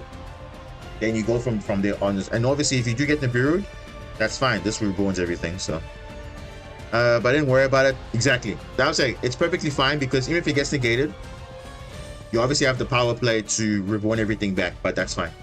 And you do have a Marensis monster, which is smart, because you obviously know the effect of Poseidra, so that's also good. But even then, don't you have game at this point? 6k, yeah. Yeah, at this point, I think you have even game, so it's like fine. Yeah. Ooh, yeah. I think they scooped. They're like, oh damn. Bro had a kind of unaffected field, but yet it got broken. It's gonna get broken like in like 5 seconds. So I mean, I'm surprised he scooped, but yeah. I mean, that what do you expect? You think, oh, I thought you were playing Mermail, but actually I'm playing Mermail Marensis. So you see, you always catch people off guard. Even the Marensis players themselves, they're like, ah, okay. So can you see what I was saying earlier? Which one do you feel more confident going second? This version. So, like with how small the field was, I wanted to get into the board if I wanted to get to, if my board gets nibbed, it's fine. Yeah, because remember, Dragon Lord is like probably the best cards to play around the Nibiru going second. Because you can leave it on field if you have 2 other bodies, go for the link play, and then or go get Nibiru, but then all your monsters come back. Because most people wouldn't realize where to nib exactly, yeah. And especially if you can get on the 5 summons, which is relatively easy. And then another play you can do is also Crystal Heart. Crystal Heart with Dragon Lord is even more broken, because they nib the Dragon Lord, but Crystal Heart stays on field, and you get 3 bodies, so you have 4 bodies to still do plays. It's something that's unheard of, but that's the level of support we kind of need to make Marensis like actually viable on its own, because that extra bodies really does help, especially for going second. I mean, you see my duels. I mean, it literally does help you to push if you can push. But yeah, it's a really good example, because you see now the difference in comparison. Like, oh, now we don't have to make decks like this, because now we don't have to focus solely on playing bad cards, because now you're playing Silent Mining, you're playing Sales Ban. I mean, what are you trying to do there? It's like you're playing bad cards in your deck. So you see your card quality is going down, because you're not optimizing your deck for plays going first or going second. And that's what I've been saying. In Master Duel, you have to be thinking like that differently. And that's what I'm saying. When I release that stuff, you're going to see all that interactions, the knowledge is going to be there to kind of guide a player to say, okay, this is what you must be thinking about. Because I feel like if you know the interactions, you'll literally be, you know, playing much better at your games. Even if you lose them, it's fine, because of course your opponent can have obviously the answer to everything, which is fine. Like in that branded game was an example. Like the guy had the perfect cards in his hand, obviously, to play through the board to resolve Branded Fusion, which is fine. That's what anyone else would have done. If I had 30 cards in my hand, I had multiple extensions. Of course, I would be able to play through it. Anyone would have done the same thing. But in some cases, you don't have, and then, like, what do you do? Good duel, nonetheless. So, yeah.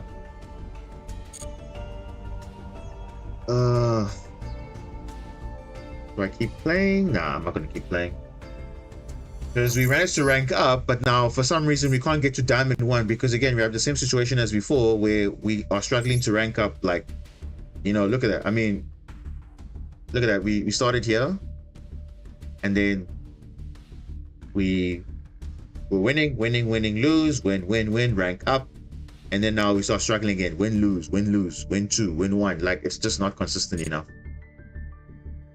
But can we just talk about the coin flips though? Like, I'm very surprised that we won most of our coin flips, which is very interesting. So, yeah. They even looked at my hand there, was like, no, oh no, yeah, definitely not. But also, this is what I'm saying. You see, the reason why I think most Marinsis players are not playing optimally is because they don't know all the combos in their deck that they can do. Because you would think, oh, just go the standard line, blue slug. But sometimes you have to think differently, especially going second. I always say, I would say this, in my opinion, the best way to understand your deck is going second.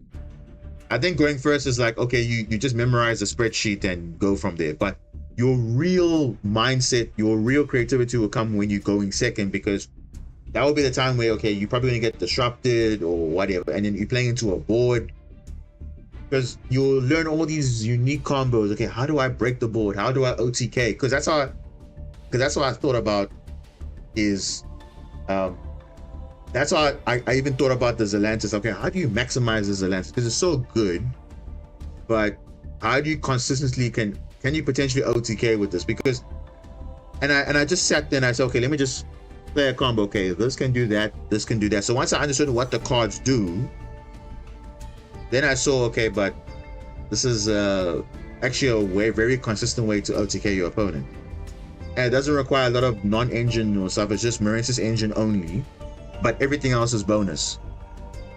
So yeah, you have to know all the dex lines in the game, not necessarily trunks. I mean, it's just you have to know for the decks that you are playing specifically, know what works against certain decks. Obviously, like for example, like Marinsis is good against branded, so obviously, you know, you're gonna go into that. But in other situation, Argonaut is not the best card. It might be other things. So you by practicing, and obviously this is obviously with practice. This is not something that you can learn from watching just a video or a few replays online on YouTube or whatever. You have to actually play the deck yourself and have a reference, like a spreadsheet or something, and then see, okay, this is the basic combo, but how can I optimize it for my own playstyle? Because as you guys have seen from the, like, you can see the evolution of the channel. You can see all the versions I've played has culminated to this, because this is everything I've been asking for, something that actually you know, can, you know, play going first, but also play very well going second into boards. And also you can still have room for non-engine and hand traps also. So like I said, there's literally two builds. This was the hybrid build, right? This was in the first Meta Weekly that I played. I used the hybrid build, but in the second and third one, I used a more pure engine type of thing, like maximizing the engine and less hand traps. But all of them were relatively consistent. So yeah, let me see. The tournament scene is weird because all three players in the team had to run different variants, hand traps or board breakers. With how I work, I don't need a spreadsheet. Yeah, exactly, because the spreadsheet is just there to show you the introduction to a deck, how the basic interactions work, and that's it. So that's why you see the one I'm going to release to you guys is not like the standard one. It's more like, okay, this is your interactions and this is the cards you're going to play in your deck, and this is why you play them, and you'll see by the combo why you play them. Because you would know, okay, this is from visual, okay, this is a basic line, but you'll see after, if you know what's going on, the spreadsheet just becomes, okay, cool, it's a point of reference, but you don't really rely on it. Yes, it's good to know the basic, but it does have to change, especially like, you know, in ranked or a situation where, okay, your gameplay has to change. So I'm not here saying, okay, go guys, go watch the spreadsheet. No, I'm saying the spreadsheet will just be a reference point to just say, okay, if you don't understand how the deck works, if you want to actually find a way out to even counter the deck, watch the spreadsheet and see, okay, this is how you get, these are the choke points. These are the, I'll literally tell you, this is where you should hand trap. This is where you should, because that's what you want to hear as a player, not just, okay, summon one, do this, link off there, because that's something you can learn by yourself. I don't need a video like to do that. That is more to say, okay, this is the combo, but these are the choke points. This is where to hand trap. That's useful for a player. So something that's going to be party knowledge that you can apply to any scenario. And when you face it yourself, you're like, oh, okay, cool. I know. This is the best counter to your deck, so this is what you must play around. Stuff like that. Some lines are anti-Nibiru, some lines are not. That's what you should be expecting to be seeing from all these, you know, beginner guides or spreadsheets or whatever. Because trust me, I've seen spreadsheets. Spreadsheets are just, sometimes I've seen their tabs and pages of combos, but I'm like, that it's like 50 combos, yes, but realistically you only do like 10 of them consistently. So the other combos are there, like, okay, what if you open, like, for example, the bricks, as they say. What if you open Abyss Pike and a Shadow Squad? Actually not a brick because it's full combo. But let's say if you open Abyss Pike and Dragoons, what do you do? Or Abyss Pike and a Marensis monster, what do you do? So those are like showing you the other combos that will rarely come up, but if they do, you kind of know what to do. And obviously you're playing with knowledge of the deck also, you know exactly what you want to do, so it's perfectly fine. So that's what I'm saying. That's why I said, for me, that's why I identify cards like Tidal being so good, because I know what Tidal can do for this deck, making it flexible in situations where you need it. You can need it to extend or to trigger your Atlantean Dragoons. Same thing with the area, same thing. All these cards have a purpose in the deck. So it's not like, okay, you're just throwing in cards for the sake of throwing in cards, because I think that's what happens when you get caught up with all these spreadsheets. Like, okay, you see these combos, it's like, okay, you need to see these hands all the time. No, it's just, these are the basics, and then these are like bonus combos you can learn. So when I say bonus combos are optional cards. So Ron Adrian, Tidal, Area, those are optional cards, but they will add more flexibility to your combos. The other ones will be standard because you're running them. Neptibus is a combo. Minstrel plus Dragoons is a combo. Abyss Shrine plus Dragoons, Abyss Shrine plus this. You see, it's a lot of pairing combinations. That's just basically it. But you'll find the end board is exactly the same. So it won't be like, oh, a repetitive thing. It will just be, okay, this is the main line. Then I'll just explain how you get there. And then afterwards, it's like rinse and repeat. You'll see, oh, same thing. Like, there'll be graphics and everything. So it's like, it's more like informative. In case you figure, okay, can I actually do something with this line? Yeah, you can, because there will be some awkward hands, but you can actually make the most out of it. Now, some lines obviously won't work, but it just depends what you open. So, yeah, that's something that's going to be coming, and yeah, just be patient on that, because I know people have been asking, okay, when is it coming out? Because they obviously want to pick up the deck and understand it, but it won't be like a regular thing. So you've seen from the streams, the playstyle is very different. It's very nice. It's definitely suiting my playstyle, because I'm a believer of optimizing a deck that plays well going first, plays well going second. Well, not even play well, but you have a greater chance breaking the board going second, and you don't have to fear, oh my gosh, if I lose to a normal summon, I'm done. No, like, you can literally like play the game, and yeah, you still can play some non-engine, which is nice, and it's flexible. Now, I did explain earlier why you can't play less than like 50 cards, because it's not going to be optimal. You can play it, but it won't be optimal. So just take note of that. But yeah, other than that, I think we'll just leave it like that. We'll pick it up again. I mean, hopefully we can get to this before the rank resets, and then at least we'll just leave. We'll call it a day there, and then we'll just see what the plan is afterwards. Because okay, maybe we'll do something like this. If I can get to master rank in time, I will literally play a lesser variant of the deck. When I mean lesser variant, like I'll play like probably 40 cards, just clean 40 cards, and then we'll see what happens. I mean, it'll probably be hyper consistent, but will it be good against, like, you know, with engine and non-engine? We'll probably build the deck ourselves and see, okay, what's the best hand tricks we can play, no non-engine, then we can see how we can make it work. But that's only if we get to master rank, so we'll see. But I don't think it will be the most optimal way to play the engine, because you want to see different ways of playing the deck, and you don't want to be seeing all the bricks. You see, in this case here, the bricks are going to be a lot, because you see the Presidro alone doesn't do anything. Abyss Tears alone doesn't do anything. Dragoons and Shadow Squad don't do anything, unless you have something to discard a wood. But you see, don't do anything. Abyss Shrine doesn't do anything. So a lot of cards don't do anything on their own.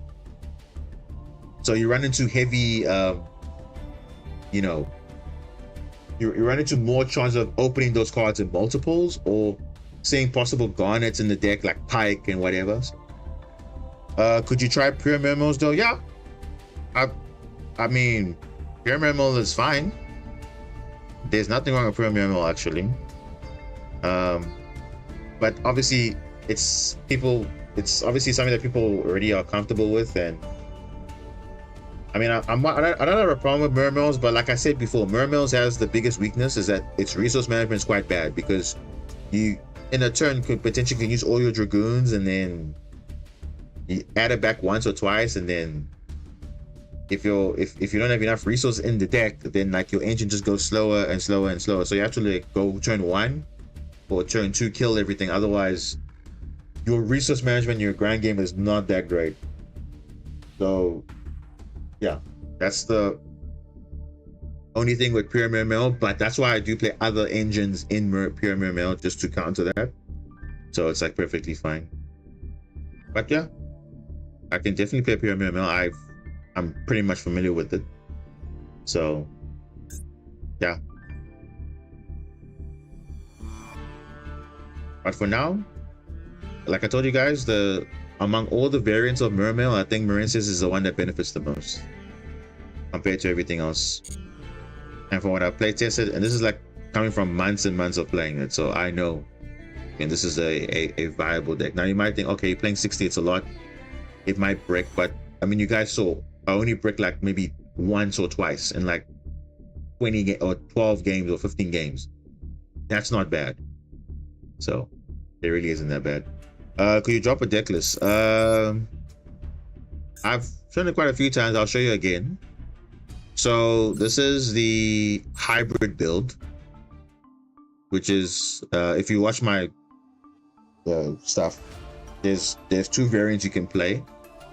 You can play hybrid, which is having enough room for non-engine, but also engine as well. So it's a perfect balance, because this is inspired from the deck list that I used last season when I played Marincis, which was also kind of a hybrid also. But now you have everything incorporated, the Mermail and Marincis cards, as well as the same more or less hand trap ratios and non-engine. So I think this is fine for the meta right now. But of course, the nice thing about the non-engine is that it can always change over time when new metas come out. So, but I think the engine itself will not change, but it's just the non-engine that you have to just replace. Like for example, maybe Draw won't be that useful, or Veiler, you can just drop it with something else. But yeah, this is one of the deck lists, so you can do that. But there actually is a video. Wait, hold on. I think one of the videos I did drop a link on masterduel meta, I think. So there's like the list I use for meta weekly, but that was more like the pure gas version. So let me just show you that one. This is the one I use for meta weekly. So you see, this one is more focused on like pure engine. So this one is like pure gas, minimal engine, but you can still kind of like play the game a bit, and it does the job fine. And then obviously then, like I said, there's this one. Oh no, this is the one I was explaining why you shouldn't play 40. Where is this one? I think it's this one. Yeah, it's this one. So it's the 2, right? So you can play engine main, like pure engine, but very minimal hand traps, and then the other one you're just playing more hand traps, and then you're just throwing out listings. So you're making some sacrifices, but like you see, I'm playing double Abyss Shrine here, which is another one I'm playing 1. Like you're just maximizing more of your mermail stuff, and it's actually identical, but it's just your ratios of non-engine is different. That's all. The best version, I think for Master Duel in general, I think both of them are equally the same. Because if you're a person that wants to see maximum engine, you play that one. But obviously at the downside of, you're not going to see a lot of non-engine like your hand traps. But this one, hybrid, I think this one most people will probably run to this, because this one is a balance of engine, non-engine, and you saw it's relatively consistent, and it does do okay. It does do okay, and I have replays to show for it. So, and then obviously you guys saw on stream also, like, yes, some games, yes, it is like, okay, you get blown out, but you don't get blown out completely because of one card or whatever. Most of the games you are able to push through stuff, too many disruptions that they can make, so it's perfectly fine. And mind you, we don't make like negates or anything, so the fact we don't make a lot of negates like omnis or whatever, we're doing just fine.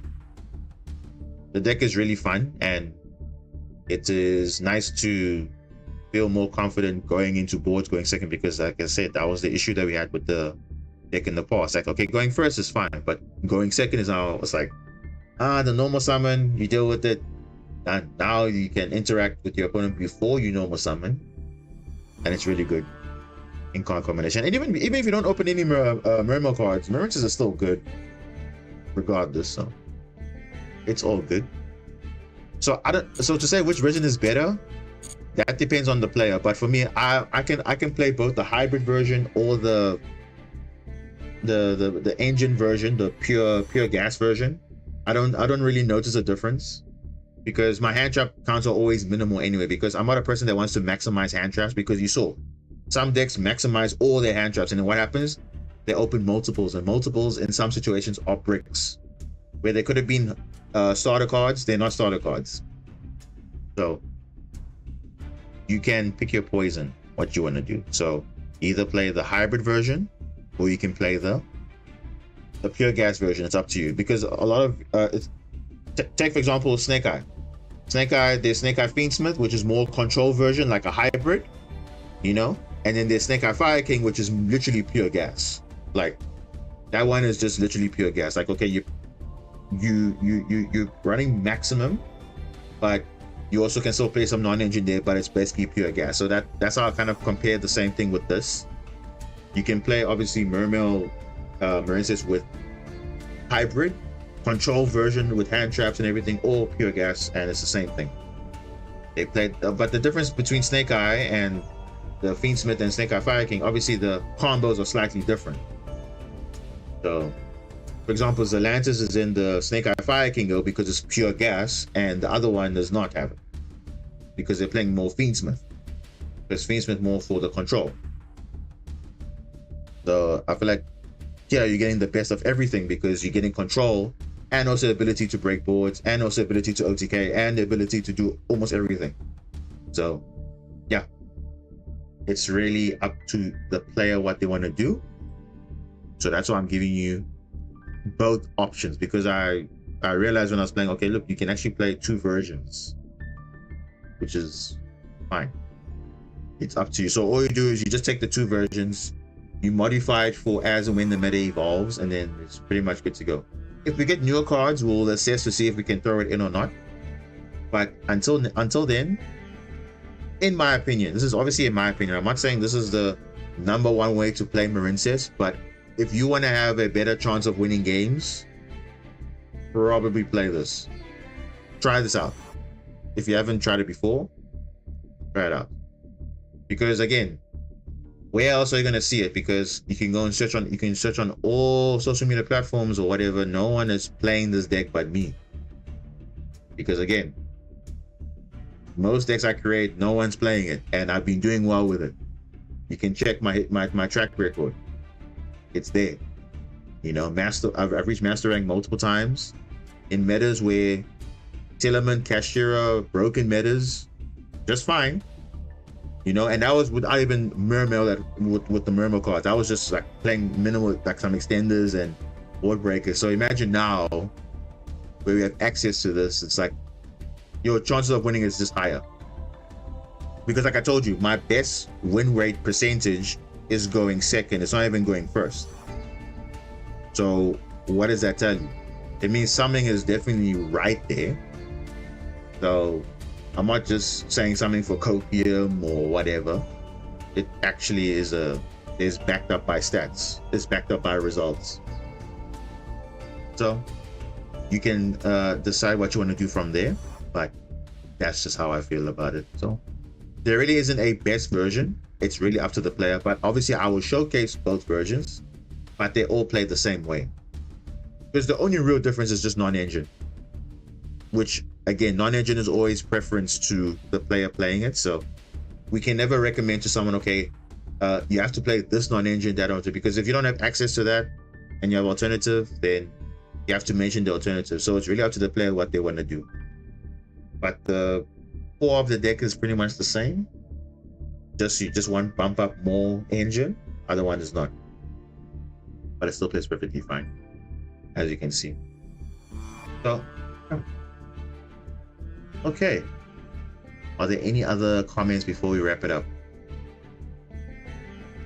or are we all good? Let me check my notifications here. Sometimes there's comments and notifications, so I must check that. Okay, I see a comment here. Are you gonna stream other games in the future? Other games like what? Because I think we have to establish something. Obviously, I mean, I don't only play Yu-Gi-Oh! Obviously, I do play other games, but obviously, do I want to stream those other games? I mean, if people want it, but I think that's what people, you know, want to see more Yu-Gi-Oh! Or maybe not, maybe some other stuff, because I actually do play a lot of games. When I'm not playing Master Duel, I'm playing like, you know, racing simulators. I did say I play first-person shooters. On occasion, not like competitive at all, but just like, you know, but even in every game has its problem, so that's also there. And then also like some of those like single-player strategy games. I just like playing a variety of games, and I also have a PS2 emulator, so I can actually play PS2 games on my PC, which is like probably the best thing ever, because I remember when I was a kid, I couldn't play most of the games that people were talking about in school because I got a PS2 quite late in my childhood, so I only got to play like a few games, and I think that time was like FIFA at the time and NBA and other stuff. But now, since I got this emulator, I can download like literally any PS2 game I want, and it actually is modern graphics, so it still looks really good on my PC, and I can play with, I have a controller, and I can, because I do have a PS4, so yeah, I still have a PS4, right? I don't have a PS5, but yeah, I even on the PS4 I still play some games there too. And yeah, if you guys want to see me stream some console games, let me know also. I can also do that too. But the only issue with the console games is that I have a gaming laptop, so I don't have like a standalone PC with the monitor. So if I have to go do that, I have to go to my living room and play with my big screen TV, and I don't want to do that. That's way too big, and I want to be at the comfort of my workspace here. So, and the monitor I did have, I gave it to a friend of mine, but he's not keen on giving it back. I mean, it's not an amazing monitor, but it's decent enough to play console games on it. So I probably have to get another monitor, probably a better one, because I was thinking about upgrading my setup. So I think Think about getting a monitor. If I can get a monitor, then I could actually stream some PS4 games. Because I do have a capture card to record that, so that's not a big issue. But if you guys want to see that, then let me know. Then I can do that, because I can also play Master Duel on the console, ironically, because I've synced my accounts. And yeah, so that was actually before I got even the PC. I was playing it on PS4, and then when I got my PC now, I just transferred it over, so it's not like a big deal at all. But yeah, that's kind of the mindset. If I do get that stuff, then I can definitely stream other games. But until then, I think we have to settle for this right now. So I think for now, this is the setup we're going to do now. But of course, as time evolves, we'll see how it goes. But yeah, until then, so where do we go from here? We're going to go on a break, obviously, whatever. And then we're going to probably stream again, like probably the same time now as I started earlier. So maybe I'll start earlier. I'm not sure, because Saturday is going to be quite packed for me, so I might not have time to actually stream on Saturday per se, or at least enough time for the rank reset. So I might stream a bit earlier, to like on Friday, because it is Friday now, but like in a few hours from now, just to make up for that. So it might be a super early stream. And yeah, how many hours is this will be going on for? I think around about 4 hours. It might be longer than that. So we'll see how that goes. Oh, I just opened a browser for some reason by accident. But yeah, that will be probably the plan, because I think Saturday is really Saturday. I have planned stuff.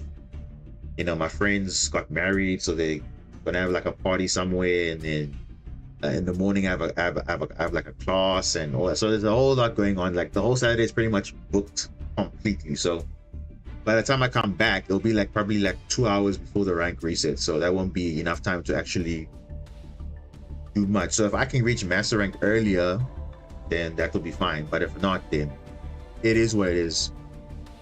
So I'll just probably get the last stream in probably you know, Friday night, which will probably be morning for you guys, or early afternoon. So we'll see what we can do. But until then, make sure to leave like, follow, subscribe, all that good stuff. And yeah, stay tuned for more replays, stay tuned for more content. It's going to come soon, don't worry. The best is yet to come. So we're still here, we are clapping up the meta. And yeah, until then, see you next time. Wish you a good day and a good night.